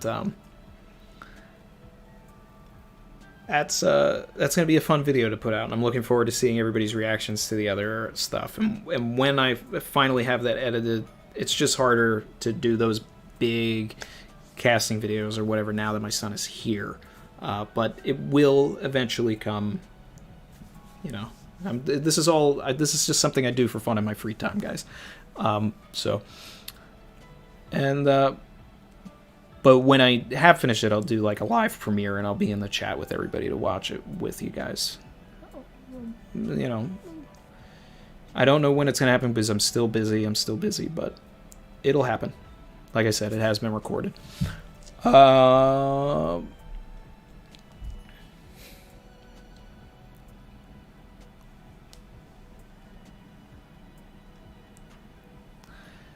Would a Glue no Mi be a Logia or a Paramecia? I think based on Mr. 3, I would have to say it would be a Paramecia. So I think that if Glue Eaters were able to turn completely into glue, I think that would be overpowered. When I think of Glue Eaters in One Piece, I think of Opera from the Big Mom family. Charlotte Opera. That's a glue eater right there. Isn't that the glue fruit? That's the cream fruit, but yeah.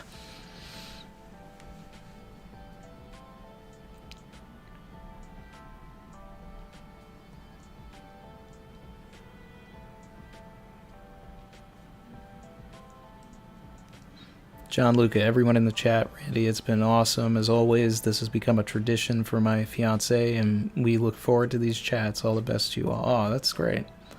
I love that. That's awesome. That's awesome. Yeah. All right, guys. I'm gonna run, but I appreciate everybody for hanging out. I appreciate everybody for being here. Another fun stream. I'll try and get a video out, a review. I don't know if it's going to happen until later on. I don't feel as pressed in the community to get something out. You know, for 1007, I might do a dual review. You know, maybe like I'll talk about 1006 and 1007. I don't really have much else to say about this. I would probably just gush about the Perisparrow moment, and I've done that enough. Yeah. Hop back to the woods and chew on some grass. All right, grass gang, we are out of here. World's strongest creature, Kaido. Marco is trash. No, he is not. That is not true.